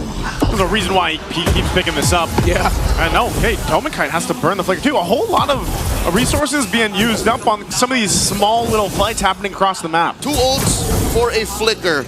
2 minutes versus what, 30 to 40 seconds. Alongside JP, Sanji's been on point this whole series as well. Looking at the items, slight, no clear obvious lead, maybe between the 2 junglers. Getting a little bit bigger now, but we still are in the earlier portions of the game. If JP and Sanji can link up again one more time to set things up for Carl TZ, Turtle 2 should be good for them, while RORA, now I like their rotation. They're going for the Doming double, sending him to the mid lane. They have 3 bodies on him to help him out, get a little bit more farm. And now, I like this acceptance by RORA that they really have to start speeding up the farm for their Granger. Yeah, I talk a lot too about Demon Kite and how impressive he's been throughout Season 16 in general, but I feel like he's going to have to be the one to step up too, and then a lot of these objectives in the early game and then even later on in the Lords. Oh my god. He has to get the retributions off. He has to be able to get the secure in, but again, that's easier said than done, especially when you're zoned out by TLPH, who has solidified that strategy of fighting around that box, fighting around that zone. And who are they going to go for? Sanford, who's confident up to 1v2? Answers back after receiving a face full of Mount Chakra to the face. No ult for Demon Kite, so Liquid have all the incentive in the world to just sandbag into this turtle. That's 2 for 2 now for the Cavalry. Yep, there's a jump. They go in and they're able to lock down. Force taking down Demon Kite. He thought he was safe for the orange, but it was just but a bait. Glorious pathway by Light to get on out of there, and Liquid have successfully invaded. Lights down! 40 gets him! The Apex Predator strikes again with a flicker! Bravest fighter, Carl freaking TZ! This is the stampede that we've seen time and time again from Team Liquid. Liquid, no. Liquid, feel it. You've seen the intensity that they've shown. Every winning moment that they have, because I think they just know that they are way over in RORA's heads. RORA, they don't look like RORA. They're not playing their game. Not even the same game they played 2 days ago. This is a different team. Liquid have put the fear of God into them. Yeah. What happened? Like, how did they, like, again, is it just the gauntlet, the endurance test that Team Liquid Philippines has played from the play-ins from day 2, 3, 4, all the way to now? Yeah, they have the hotter hand. It seems like it's a learning experience again. One of the branding that we have for Team Liquid for this playoffs is the revenge tour, winning against teams that they couldn't get a win over in series throughout Season 16. And this would, Demon Kite, not again. Sanji coming in, feathered airstrike. AOG, Demon Kite will not survive as JP serves up a kill to Sanji. Call TZ, want to take down Light, and he does! Roast Centaur, anybody? 2 free kills for Cavalry. This is the Golden Stampede. They know. They've outwardly said they don't want to think about winning M7. They don't want to think about that just yet because there seems to be a curse. But it looks like they are hell-bent and holding on to that. Everything perfect. JP helping serve up that kill to Sanji. The prediction of Sanji to put down the feathered airstrike to the path of where Demon Kite was going out instead of trying to go for Demon Kite correctly. And the timing of Carl TZ to conserve the shadow out at the very last second. There's just something about it. Third turtle's up. Sanford's going to jump in. He's zoning them out. Carl gets the turtle. 3 for 3. Feathered airstrike has already wreaked havoc. And the shadow kill go into the back. Light falls. No front line for Aurora. No one goes down except for Light. Could have been way worse for Aurora, but now that's 3 for 3 for the objectives for Carl TZ. The MVP of the season, the homecoming boy. Demon Kite, taking a flicker out too. Demon Kite trying to get some space. again, fighting between the turrets here. Yeah, and that's what I was saying. When you decide to pick up the Selena as the last pick, yes, again, one of the counters to fast, aggressive rotations to get a read in. But then it's so dependent on landing that Abyssal Arrow that becomes a big coin flip of whether or not you can actually win fights. But the coin hasn't been landing in favor of RORA. The Abyssal Arrows have not been impactful enough. Carl? Oh my god. Forced out the flick. Magic damage. Oh, the dash. Physical damage. Yep. What do you do as Aurora, especially since your economy has already been under attack? One might argue that these traps and these arrows could be for zoning. But what is the follow-through? Like, by throwing out a trap, by leaving one in the random bush, does that open up farm for Demon Kite? Does that allow Demon Kite to do his thing? They force out a Wings by Wings from Sanji, a Glorious Pathway from Light, but they're really buying time, Carl. Shadow kill plus an AOG. In comes JP, forcing a Revitalize from Light. Rora's jungle is in shambles right now. Oh, they jump in under the turret too. Carl teases around the orange. He's gonna go. Demon Kite could be in trouble. Shadow kill! Already used. Down goes Demon Kite. Light gonna be up next. Oheb on a killing spree. Liquid. Match point is within fingers reach. It's all falling apart for Rora, all the way from the beginning and all the way up to now. Liquid are relentless. And RORA are helpless. They can't find anything. There's always something Liquid's throwing at them. Throw an arrow. That looks so desperate, bro. And JP just accepts it with a smile on his face.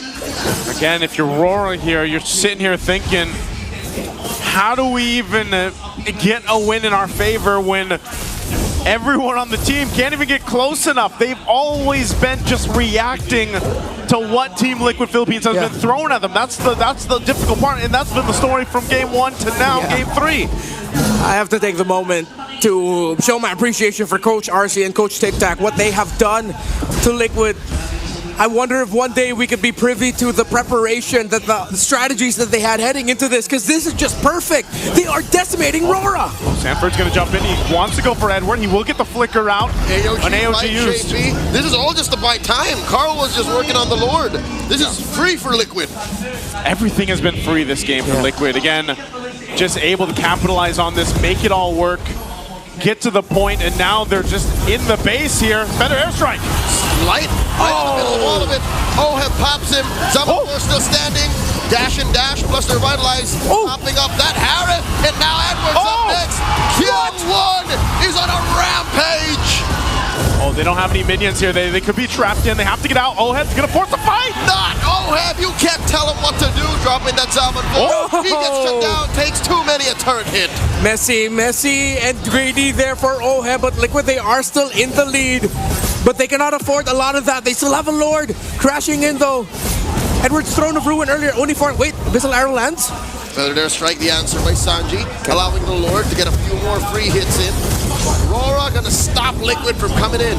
Ooh, it's like you said, Renmar earlier, back in game 1 and even in game 2. If TLPH has the lead, they like to play a little risky towards the base to at least continue to put the limit on RORA, and that's what they've been doing. So they get some of the Holy Shields down to work with. They still maintain a big, healthy lead, 7,000 up. Yep. And the items are all coming into place. Yeah, almost 2,000 gold lead there for Carl TC's Hayabusa.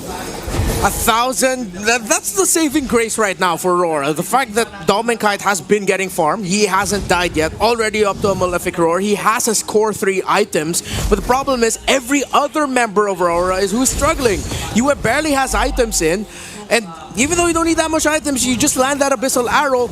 It would be great to have a little bit more follow-up, which RORA does not have enough of at this point. You know what else RORA doesn't have enough of? Time.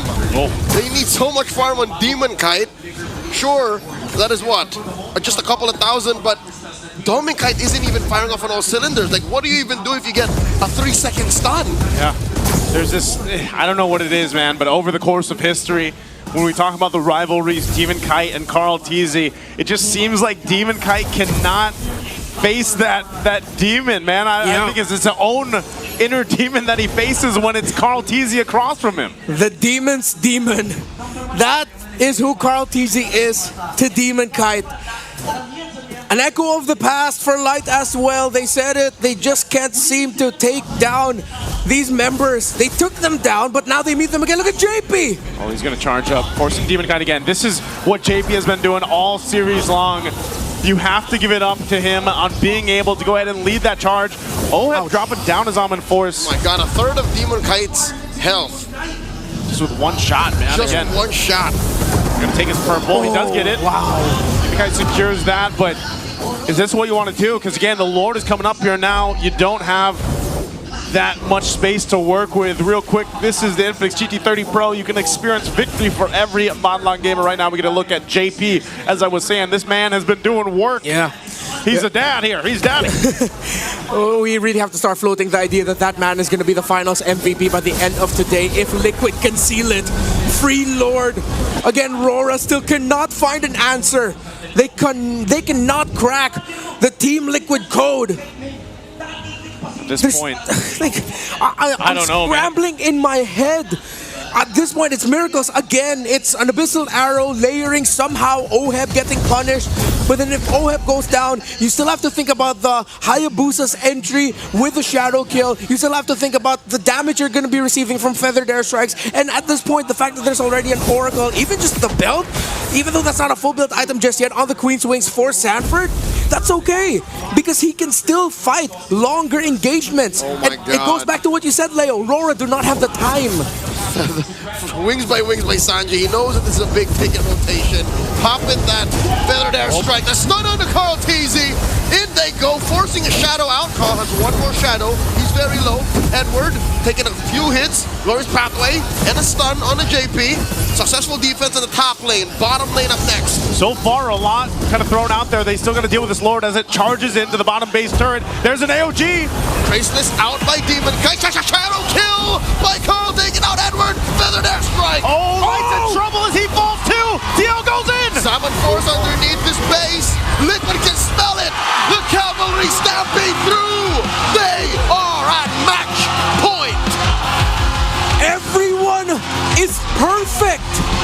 Oheb is fired up. He knows they just need one. Championship point. One more win. The series has been damn near perfect for Team Liquid Philippines. RORA is going to have to go back to the drawing board and figure something out. Let's throw it over the panel to break down our game 3. Man, I have not, again, we've seen them all throughout the season. I've not seen Team Liquid that fired up. And in that early game, really dominated and dominoed Aurora. I've never seen that too. And I've also never seen Aurora in this state. It's so uncharacteristic of them to get stomped like this. They were literally stuck. They were stuck between a rock and a hard place, even though there's no rocks here. Yeah. It's crazy. How can we even go back to the drawing board after all this? The drawing board is dead. The drawing board is in shambles on the floor. Oh my goodness, there we go again. Another MVP for JP. Oh man, JP is going crazy. Yo, this man. 4-0 Grand Finals. What the heck? And one more game to 5, Bree. Oh, one more game to 5-0. What the heck has happened? So far, JP has really been so instrumental, making sure the control is there, despite so many possible interruptions, stunts coming in from Aurora's lineup right now. The way he just keeps throwing out the AOG perfectly.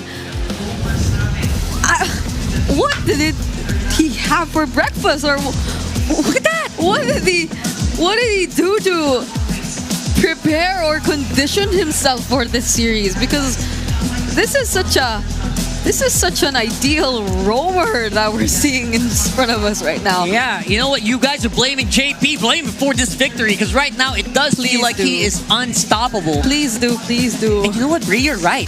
The AOGs, they don't even need to hit. Yep. They're zoning enough for Carl TZ to do his thing.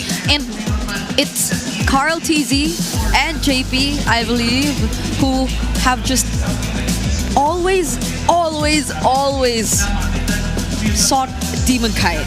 It's JP. It's given. JP is like it's like he's doing a man-to-man defense against Demon Kite, especially when there are objectives. It's impossible for you to not see JP actually trailing after Demon Kite or just making sure that he's never out of his sight. But when Carl TZ provides the follow-up, that's a completely different story. It will always result into not just a good zoning, but a kill. And how frustrating can that be for Demon Kite? He has barely any farm. There was a point wherein he was 0-3 on the season Shin. And my goodness, this is another scenario of I first picked this jungler, but it's not working against Liquid. They're single-handedly destroying the blue side win rate. That's what they're doing.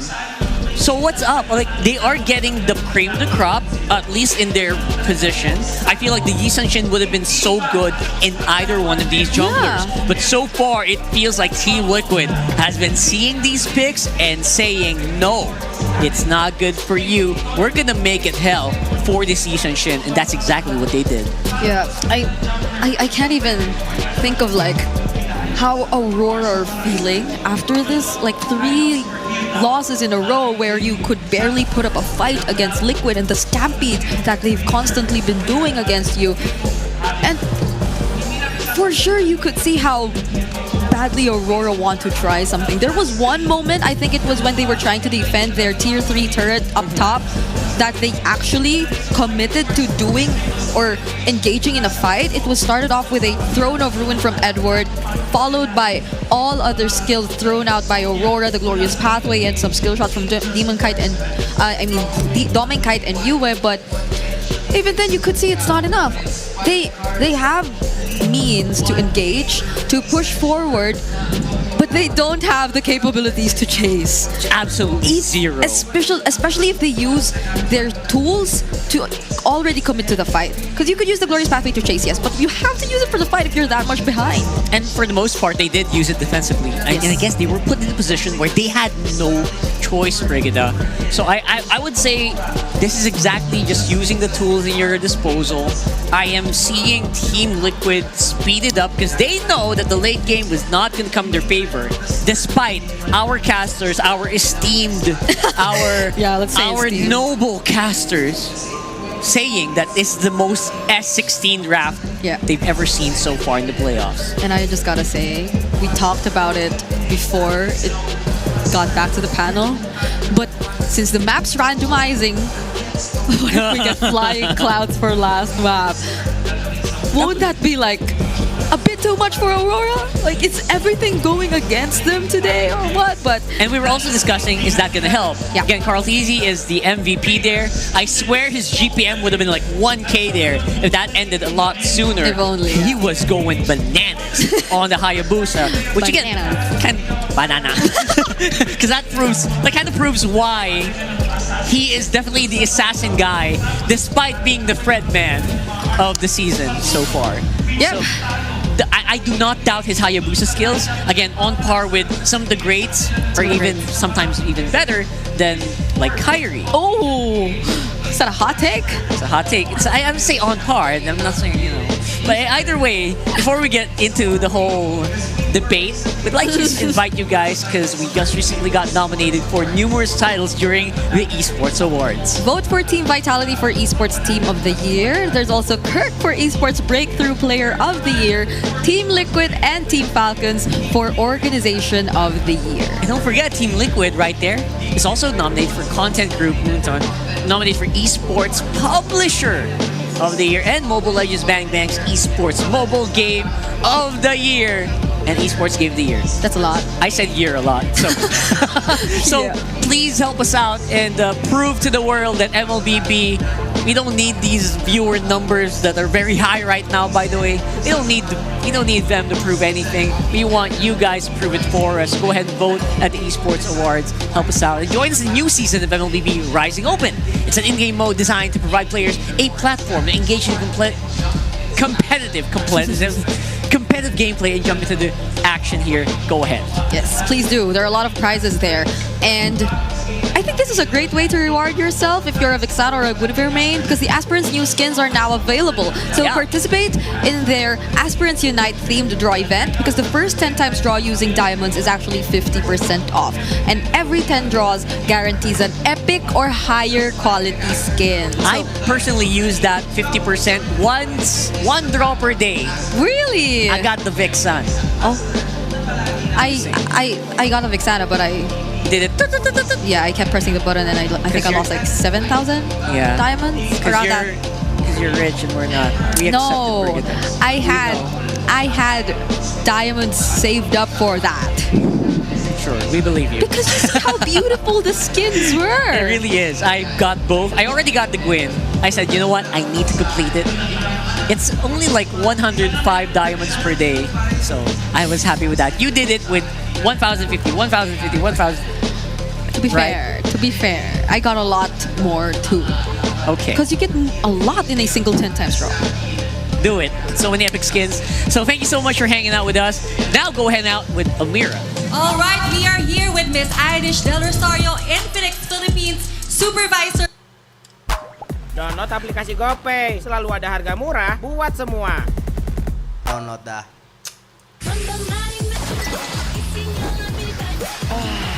Marimas Jumbo! They are on a stampede. Kaya naman kailangan natin mag-chillax a bit because this is the Infinix together with their host. Apa tuh? Nggak ada anjir. Bohong. Bohong. Ay. Makan guys, yang belum makan guys. Izin makannya, gak boleh lewat jam 8 gua makan guys. Ada ini gak sih guys? Copyright tadi, gua lupa mute guys. Yes, so for our casual gamers out there, we have the GT30. So if you're a student, if you're a young professional, or just an overall fan of the game, the GT30 is for you. So kung ang GT30 Pro ang pang-competitive gamers, the GT30 is for, as they say, the madlang gamers. Madlang gamers. Okay na ako sa isa dyan. Charot! So, what's new about May bago ba kayong ilalabas or anything in terms of news and promotions na Infinix fans can look forward to? Yes, of course. We have a piso sale, guys. So all you have to do is go to the Infinix Philippines TikTok shop. So that's at Infinix Philippines and search Infinix MPL S16. Just type in Infini MPL for you to get a chance, a limited edition MPL Season 16 GT30 merchandise for only 1 pesos. Yes. 1 peso and the shipping fee, right? Just don't forget the code, which is the INFIMPL. That's INFIMPL sa ating TikTok checkout. And kunin nyo na yung mga exclusive merch na nakaabang para sa inyo.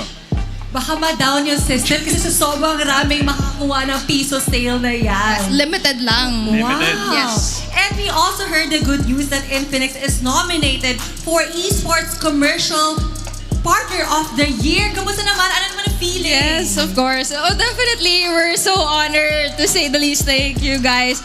You know, the Esports Award is basically the Oscars of esports. So we're really, really honored, and it shows that our efforts are making an impact on aspiring esports players and supporting the community. So shout out to our loyal X-fans, our X-fan community. Yeah, so iniimbitahan namin ang aming mga X-fans or even the MPLPH fans to support Infinix as the Esports Commercial Partner of the Year sa prestigious Esports Awards. So every vote counts, so sana supportahan nyo si Infinix. And by the way, rumor has it that meron daw kayong kinokok na something with MPL this holiday season. Golden daw, I heard! Yes. Ano ba? Inspired ba yan sa ano? Well, you know, the Christmas season is really Filipino tradition, Almira. Infinix and MPL is really cooking something up. We're collaborating on something this Christmas season, but we can't really reveal too much. But it will be a golden holiday indeed. Yes, indeed. Indeed. Yan ang naabangan ng mga super fans. So before we wrap this up, may gusto ko yung sabihin once more. Follow at Infinix Philippines in our all social media platforms, and also don't forget to join Infinix Philippines community group and mag-enjoy tayo dun sa loob. Marami tayong fun giveaways, meron din tayong mga fun challenges. So see you there. Thank you once again, Miss Irish and Mr. Willie. Thank We you. are ready for game number 4. Panel, over to you. I kind of knew we were going to get a lot of surprises from Infinix. Obviously, the GT40 Pro has been performing so well here in the MPL Philippines Season 16. And here in the playoffs, it's no different. Yeah, do you get to see the hand cams that get featured every now and then when we're in-game? I think my favorite hand cam was when it was showed on Zyda yesterday. Oh yeah, the Fanny game. 'Cause we saw the Fanny hand cam when Zyda was playing it yesterday, and he had like a finger glove on his right thumb. Oh, yeah, and he's one of the few people who actually do that. Yeah, and then they use 4 fingers, of course, being a pro player, and then you. I only use 2. I'm sorry. Free for the items. 1 for the items. It's only 3 for me also, but Zyda's just different. He's built different. And a lot of our players here are built different. 07 in the chat for Zyda. 07.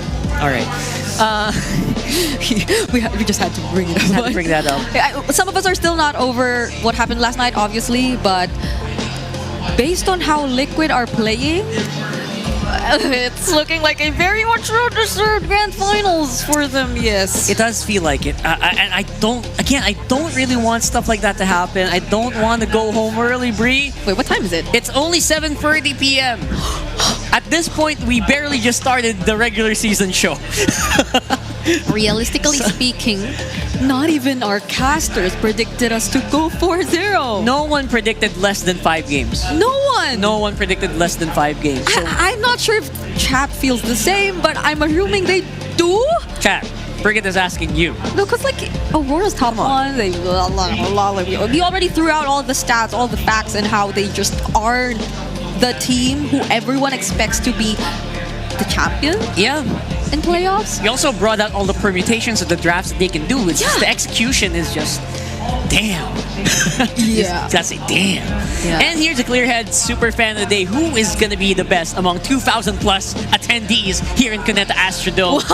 Right? Who has the best hair right now and will win our Clear package? Power up your dandruff-free scalp, supercharged with Clear. I thought that was him.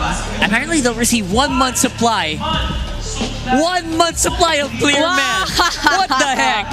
Who's gonna win? Who's gonna win? Oh shit! Okay. Who? Oh, damn! All right, this guy has the commercial hair. You know this the commercial hair. This one looks like he styled his hair. He styled it. Yeah. It's and then the other one has commercial hair. This glossy look.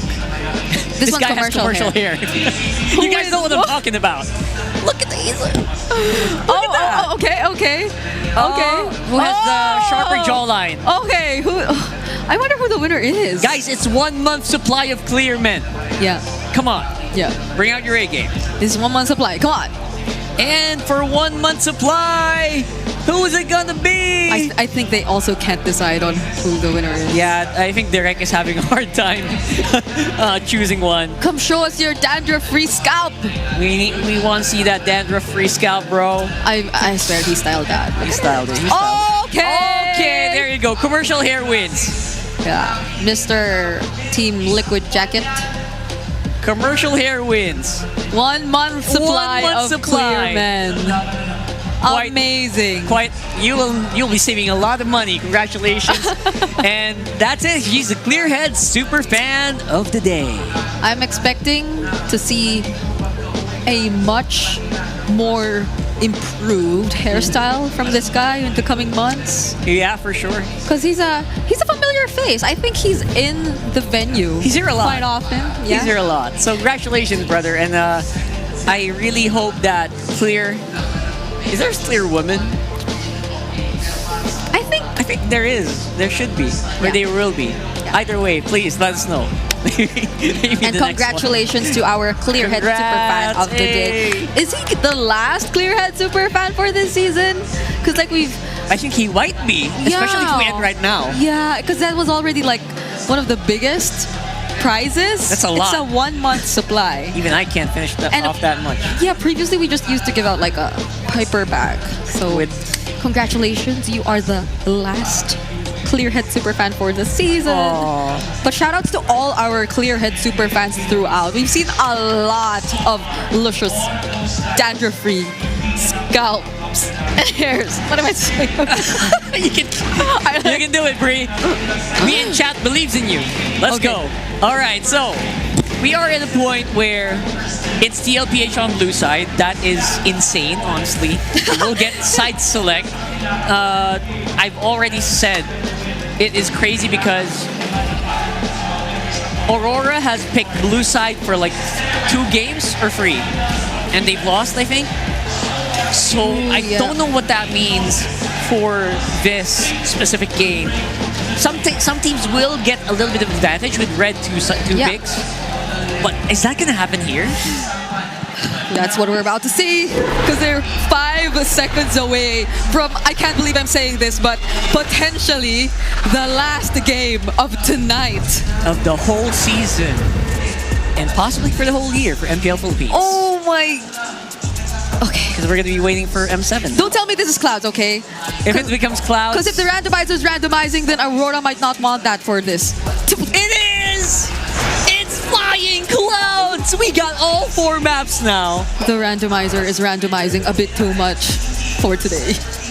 And in Flying Clouds, it's showing us an 88% win rate for Team Liquid. I'm not sure how Aurora feels about this, but we just gotta play. Okay? If you're a Aurora fan, you just gotta put your hands up. Spam that blue heart.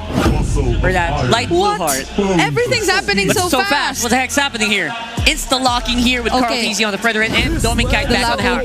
Oh my gosh, what is happening, Bree? Okay, there's a name for this kind of speed in draft. I think it was Blitz draft. It was Blitz draft, but now it's another jungler for Demon Kite. Anakai for Demon Kite. Wow. This feels like it is going to be. I'm sorry to say this. It feels like a last-ditch attempt. Yeah. To really stop the Fredrin man. Stop the Fred man from overtaking this game. You gotta have a way to be a bit more secured when it comes to objective takes. Akai definitely has one of the biggest resources that you can use to prevent easy access to either using your retribution or just contesting the objectives in general. Ooh, I'm seeing myself. Hello. Hey. But yeah. So they take out the Farza. Finally, it gets respected as well here. So there won't be any go-to artillery mages available for the second phase of the draft so far. But is that one way they're trying to balance this out, by removing some of these mid lane picks that could disrupt the team fight? Yeah, I think now's the time that we get to see a Kimi from Aurora, because there's a Gatot Kimi matchup potentially, and there are no ranged burst damage mages. Yeah, no major threats to the to you, so that might be an option. And even dive, because it's just a Lapu, and at least you have like a way to quickly reposition yourself if ever you did want to, but at most it's just a Fredrin that's serving as the front. We don't know what JP's hero is yet though. So that's also one thing they might want to consider. But based on how things are going, or based on how things have been going, the Hilda also too is still available, though I might not consider that, especially in this scenario where the Akai is the jungler for Aurora. So JB maybe might pick up something else this time around. I still am waiting for the chip from JP. Are we? But this is an Akai Gatot Kacha though, so the AOG and the heavy spin might not make it that easy for a chip. The combo to is come off, through. yeah. But at the same time, you know, you could do the assassination 5-man gank. Yeah, honestly, even the Matilda's still there. Yeah. Uedo, he is putting everything on the Sicilian. Yeah. So going back, I think available roamers out there are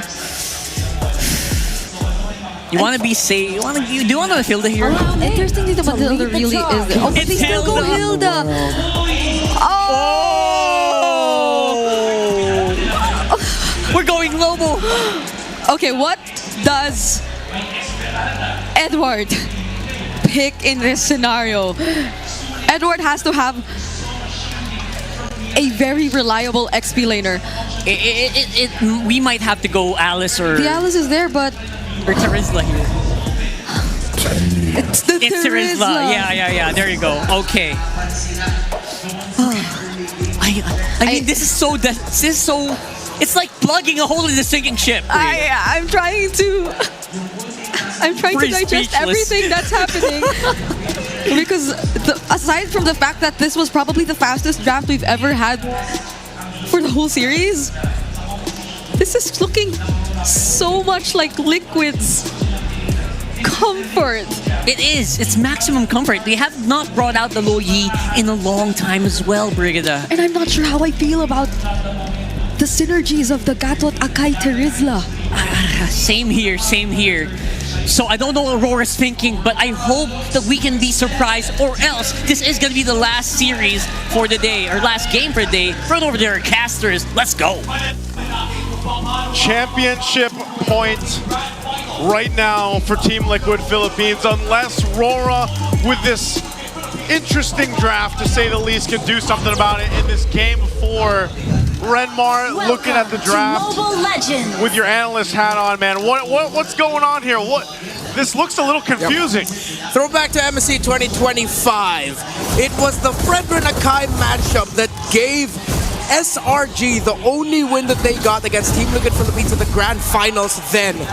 Let's see if it is actually a panda-sized hole that is the problem of RORA, and it's enough with an Akai to plug it. They have their Harith, they have their Sicilian. Back to comforts. Edward needs to be on point with his entries alongside Light on the Gatot Kacha. There's a big problem about that, Renmar. This is not MSC 2025. We are thousands of miles away from Riyadh, almost 6 months removed from a said event. And even if, guess who won that damn big tournament? Well, we all know who that was. And it's crazy to think that, again, for how many times have we seen the gold lane change in the season, and especially here in the playoffs, and all we've seen today is Granger and Harith. Yeah. I mean, when it comes to these two gold laners, those are the top picks for both of them. The most synonymous with their MPL Philippines Season 16 versions. Lots of tough boots across the board because of all the crowd control that both lineups had. Lo Yi has had a terrible MPL Philippines Season 16. That is the one thing that RORA is banking on. One of the few things that they can bank on here, and that Liquid need to change their narrative around that hero. Let's see once we are in the turtle fights, if the heavy spin is enough to mess up with Carl Tizzy's retreat game. Oh, JP pressing load game on all of the previous wins that he had into this best of 7, just on Light's face. Yua too getting managed. Turtle down to a 5th of its health. Heavy spin by Demon Kite, pinning down 40. Oh! Sanji takes down the smiling demon as Carl takes the turtle. Sanford falls. Traded out for once more. Double kill for the chef. Not the start you want to have. Could have been significantly cleaner. RORA are gonna regret fighting that first turtle like that. But RORA are still in this.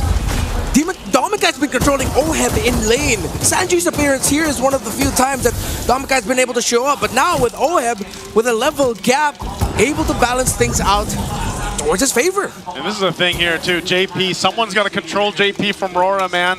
He's been having a hell of a time, probably one of his best series so far in his career against RORA, game to game to game to game, and it's causing too much havoc on Demon Kite to even have this kind of jungler that we're used to seeing for Demon Kite. Yeah, it was Sanford who was able to get this. Oh, AOG, oh, Light misses. That's it. Oheb flickers out, Sanji too. Close call, but Liquid will do anything to be able to keep this 1,000 gold lead. I'm seeing a lot of desperation from Aurora from the first 3 minutes and 30 seconds. Look, JP and Sanford, they're not letting this guy farm comfortably at all. this has been the toughest series Demon Cat has ever played all season long. That's what I said. I think maybe what they found out, one of the weak points here for RORA to deal with that dominant gameplay we've seen all season from them is to put unbelievable pressure on Demon Kite. Again, throughout the series, he has not been able to position himself to even contest the objectives the way that he wants, or the way we're used to seeing Demon Kite. God, Light got JP on him and called easy. He goes down. Light takes a nap. Massive disconnect. I was surprised that it was that bush that Light was holding at that point. Just hold lower bottom mid, or in his perspective, it's upper mid. Brave Spider by 40, delaying Edward the retreat. I think he wanted to respond somewhere. Oh no, it's Sansan right on Edward. They send themselves down bottom, rotating towards the turtle. Big fight already. Salmon Force dropped by Dominkite. Liquid pushes them out of that favorable position as Liquid takes 2 for 2. A good use of the diversion to come help secure that second turtle. But now look at this, they're gonna put pressure on the purple. Red Death Purple right in DK's face. Carl TZ is a menace. He did not commit the turtle. He slowly used his abilities and basic attacks to take it down. Walked up, retribution away. And now the clock is starting to strike midnight, getting closer and closer to the story of RORA ending with heartbreak. Edward gets hit with an Abraser's Wrath, survives with about 10 HP, forcing Light to revitalize. RORA's in that position now where, hold on, Dominkite should be okay, but man, JP again just being a nuisance all over the place. RORA's in the position where they have to support Demon Kite or at least find a win somewhere else. Joseph, do you hear how ridiculous that sounds? It does. Support the Akai? He needs help. He needs so much more help. Aurora hasn't changed their game plan all series long. Instead of focusing on making sure that Demon Kite is comfortable, Demon Kite can get farmed, that the center of the map is good, they've been changing their focuses, putting a lot more focus onto Dominkite, not putting enough focus onto Edward as well, and Demon Kite is suffering. I mean, look at this. They're centered around Demon Kite right now too, as he falls further behind Carl TZ. Diversion trip to the mid lane. Again, what can RORA do from this point? Who do they go for? Who do they bank on? Is it just Dominkite on the Hereth? Light intercepting on Carl. Sanford taps on Demon Kite, forcing that defensive heavy spin. Bravest Fighter already keeping back the Apex Predator. Oh no, Demon Kite's not gonna taste his purple once more. They're moving way too fast. Purple still goes to Carl TZ. Every angle, every entry point blocked off. Every member man-to-man zoned. Oh, under the turret, in between it they go. Light's gonna be in trouble again, he's so low! Called easy with the Abraser's Wrath, 7-4 dropped by Dominkite. The flicker from Sanji, backing out, push in mid, tier 1 down. JP sees the low health bar on Dominkite, and he's like, you know what? Nah, I won't risk it yet. We don't have that 6-7K gold lead we usually have. 6-7. You know what else is funny? The fact that JP stood there and showed him, yeah, I'm gonna let you go. Yeah. That must be some mental damage dealt to Dominkite's game. From the walkouts to what they're doing during the game, from walking out from the playing area to back to their huddle areas, it seems like that's been the story. Liquid have just been living rent-free in RORA's heads. RORA have not played their game all series long. RORA have looked uncomfortable all series long. And now Liquid, it's their series to lose, their game to lose. Glowing Wand locked in for the Sicilian, but still, the lead is too far. This makes sense because a lot of us forgot throughout Season 16, this is their house. This is where Stallions live and run free. They are the defending champions and they are bullying Aurora since game 1. Heavy spin, they isolate the GOAT. Carl TZ send underneath, tier 3 down bottom. That's a kill for Aurora. There we go, that's something RORA needed. Right with an AOG. Intercepted by JP and Sanji. They lay down a smackdown on the Light. Bravest Fighter under that Ganokacha. They take him down, serving up a kill to Oheb. All part of the plan, I guess, for TLPH. Maybe Carl TZ wasn't supposed to be heavy spun into a turret, but TL still gets something and it's still on the purple. They don't even have the retribution, they just have the man advantage. And they still get it, and it's on the Granger of all people. Kill 1 is a different beast. The day he woke up and he chose to be greater than ever. He chose to show the world, hey, I am the M3 MVP. I am a 3-time champion. Now he's looking to be a 4-time champion. This has to be heartbreaking for the RORAs. It was RORA that had the most clear, coded intention of the season. Champions. That's it. No looking towards M7. Just get the championship. Finally win that chip for the org. They missed out on it in 14. Didn't even make it to the grand finals in 15. But now they are on the brink of just getting trampled by the hooves of Liquid. Juxtaposed to Liquid, who clearly said in their post-match interview last night, we're looking at M7. What is this? Another day in the office? I think it is just another day here for Team Liquid, as it's another objective that's going to be going in the hands of Carl TZ. RORA isn't even close to this. They're huddled around the Tier 2 turret, trying to think of a plan on how to get this game under control. Joseph, is this a turquoise ube? They're really just stuck together. They're stuck, man. I don't know. I don't know what's happening here. RORA, I think even for themselves, the Stampede, for some reason, has just completely whiplashed them throughout this series 4 games in a row. And leading the charge is JP. Oh, diversion. Oh, in there! They bait out a heavy spin from Demon Kite, who was just doing this darkness to get his own purple, and he gets denied again. This is not a series at all for Demon Kite. Can't even touch his buffs. They have to watch the Tier 2 turret fall. That Lord making its way down the bottom. RORA needs so much more time to make this composition shine, and it's just not happening here. In a season where the defending world champions, Onyx Philippines, admitted they've forgotten who they are, Liquid are reminding the world who the hell they are right now. Closer and closer to immortality yet again. Edward gets defended down bottom. In comes Edward. Light with the intercept to the back line. Simon Force dropped in. Light falls. Oheb gets another one. Snaps. Oheb goes down. Newer gets a kill. Edward barely alive. Carl TZ goes down. Massive trade. Big win for Aurora. 2 for 1. Sanji gonna bite it 2. Make it 3. A big trade for Aurora. They lost the base turret, but Team Liquid has done this time and time again. That first Lord 5K ahead, they go into the base anyway. Now that was Rora's fault. That was Edward and Light with the link up, the flank, the gank, the set, and Demon Kite getting the heavy spin to make sure that they could even get a kill onto Sanji. Now we've got ourselves a game. This is now within Light's reach. Let's take a look at the replay, exactly what happened. Again, Edward jumps in, Light comes from the back.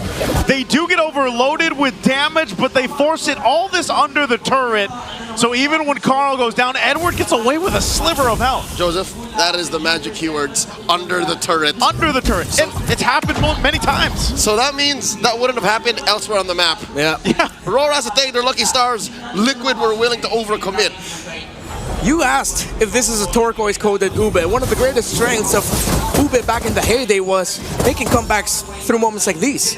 Being able to come back just when you thought they'd lose one sequence or turn it around, there is still a significant lead that they have to chip away at. Carl TZ with the Athena Shield, Dominance Ice, didn't full build into the anti-Cuirass, but Oheb still has a significant lead over Demon Kite. Good thing for them is now, though, it's 12 minutes in, and yeah, they already have the Holy Crystal on the Harith and a Divine Glaive as well for the Sicilian. So this is within comeback reach, and Liquid cannot overheat. They can't overheat. Aurora, how are they even in a position to want to contest this? For the first time in 12 minutes, yes, they're trying. JP. What a dance. JP taking that flank. Aurora have eyes on him. I'm pretty sure someone saw. JP comes in, eyes on UF, forcing that Bass face. Lord at a tenth of its health. Carl TZ trying to keep it up. And then AOG on Light. Lord still standing. Demon Kite secures after a heavy spin tango. And Carl TZ goes down. Demon Kite finds him. Demon Kite falls. 1 for the trade. He's gone. The diversion's going to be used. They get out of there. They have to get out, but Demon Kite got the Lord. They go back. Salmon Force by Demon Kite, pushing Oheb out. Now the next target, gonna be Sporty. The Apex Predator gets 3. In comes Oheb. Daddy JP to the rescue. And the Edward's gonna miss. And Oheb's still firing off the back. JP finds Demon Kite. Edward gets taken out by his former brother Now it's just you and Light left. What are they going to do? They have to deal with the Lord here. Light and UA will be able to clear out the minions, so it's going to be just that. Lord buys them time for RORA to stay in the game. This is the most exciting the series has been all grand finals long. Liquid do not have the iron grip as they did. RORA finding clapbacks. The heavy spin perfect.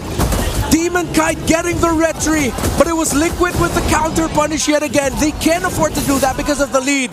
And who was it that showed up right at the nick of time to turn things around? It was the Hilda running up to Aurora, but Aurora are still in this, and Liquid must not rest on their laurels and their lead.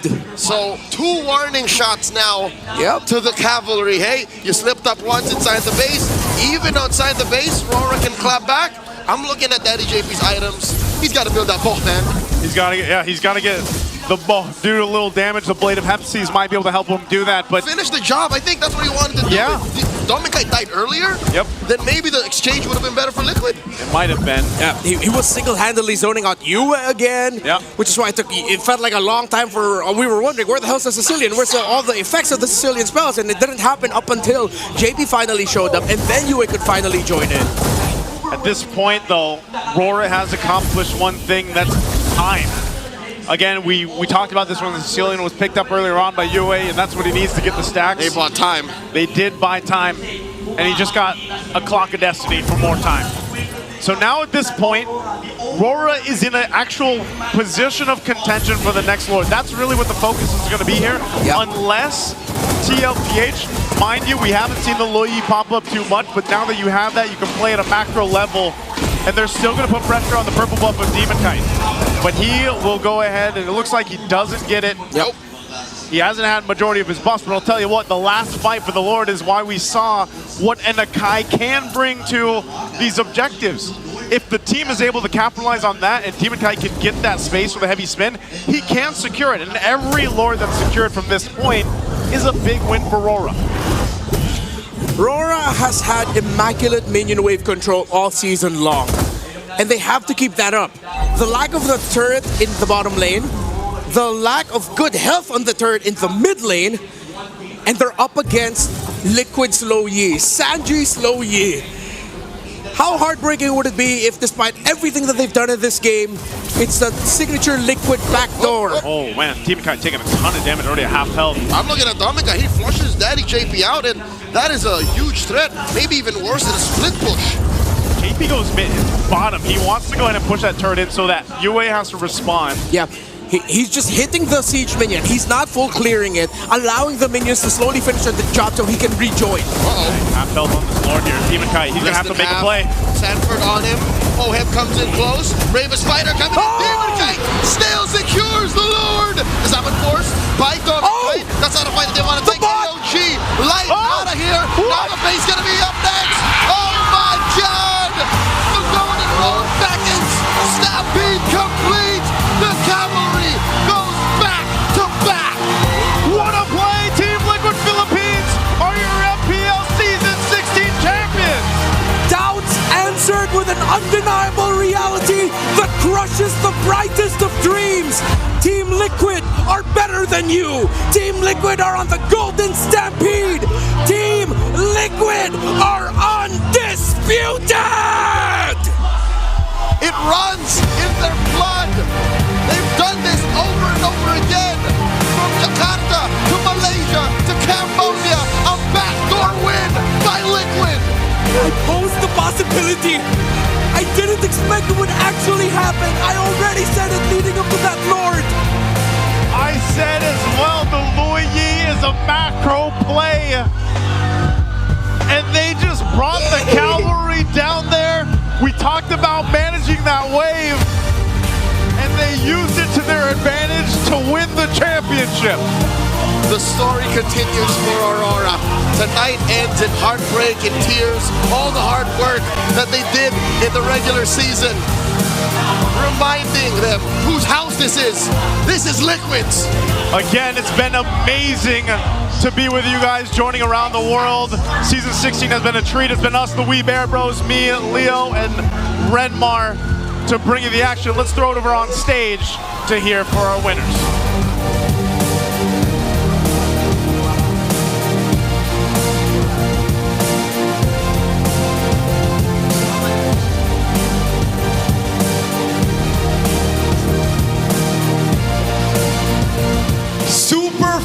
champions.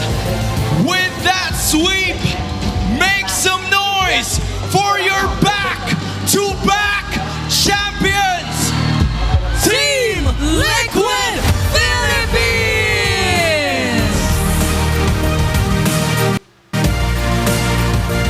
After 8 weeks and 5 days of the playoffs, we now have our MPL Philippines Season 16 champions! Get ready to lift your trophy you've earned! What a moment!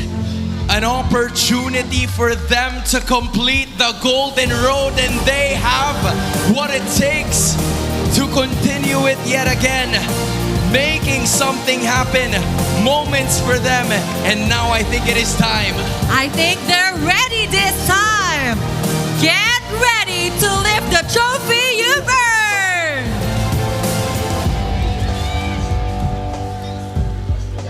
In 3, 2, 1!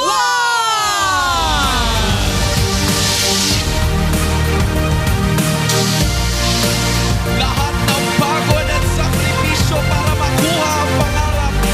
A well-deserved trophy and your symbol of immortality.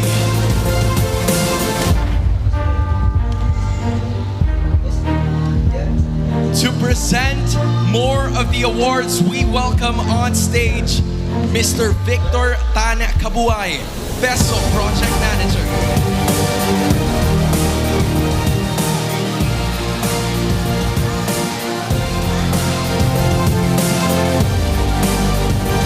Now to award their medals. Congratulations! Coach Tic Tac.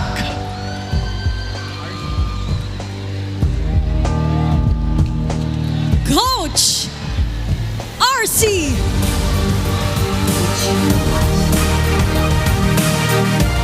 Sanji.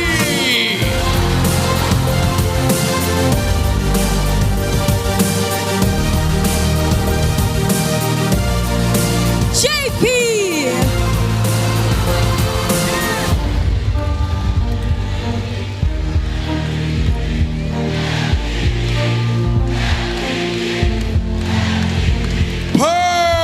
Perks.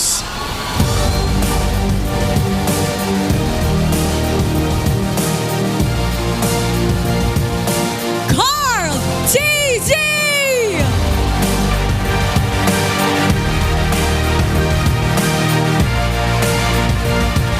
The Apex Predator, Stanford!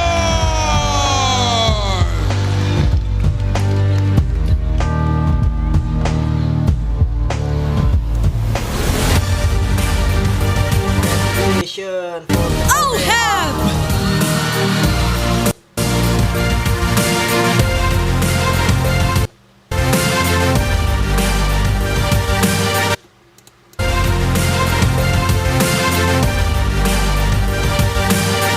And their manager, Miss Mitch Liwanag.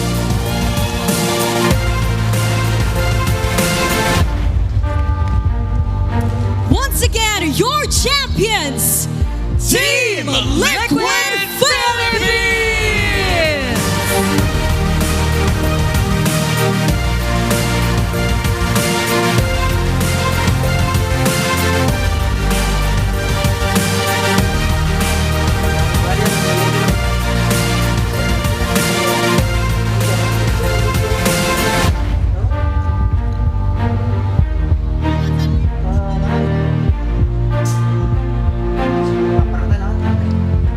And finally, we award our final MVP!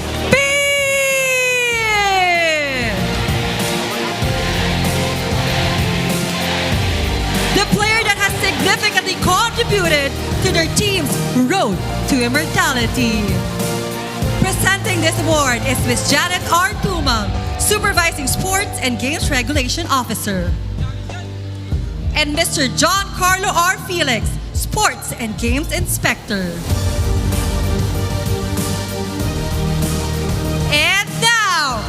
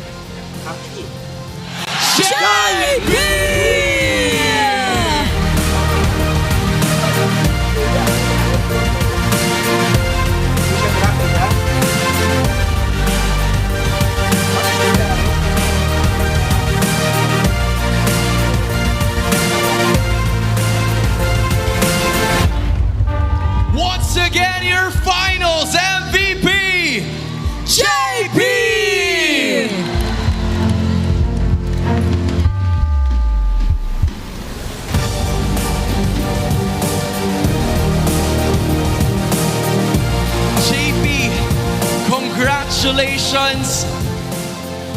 You now have a finals MVP kasama ang iyong mga kakampi. And mind you, JP is still undefeated in a grand final! What's the secret, JP? Ano bang nangyayari whenever you step into a grand finals para mag-evolve ka ng ganito? Ano lang po talaga, nagpo-focus ako sa ginagawa ko lang po yung best ko para sa teammates ko para makapag-experience din. What an incredible performance for the Grand Finals. I bet hindi nila in-expect yung ganitong outcome. And kahapon, nakausap natin ang Team Liquid Philippines. I wanna ask Sanford dahil kahapon sinabi mo na hindi nyo inaasahan or hindi nyo ina-aim yung championship.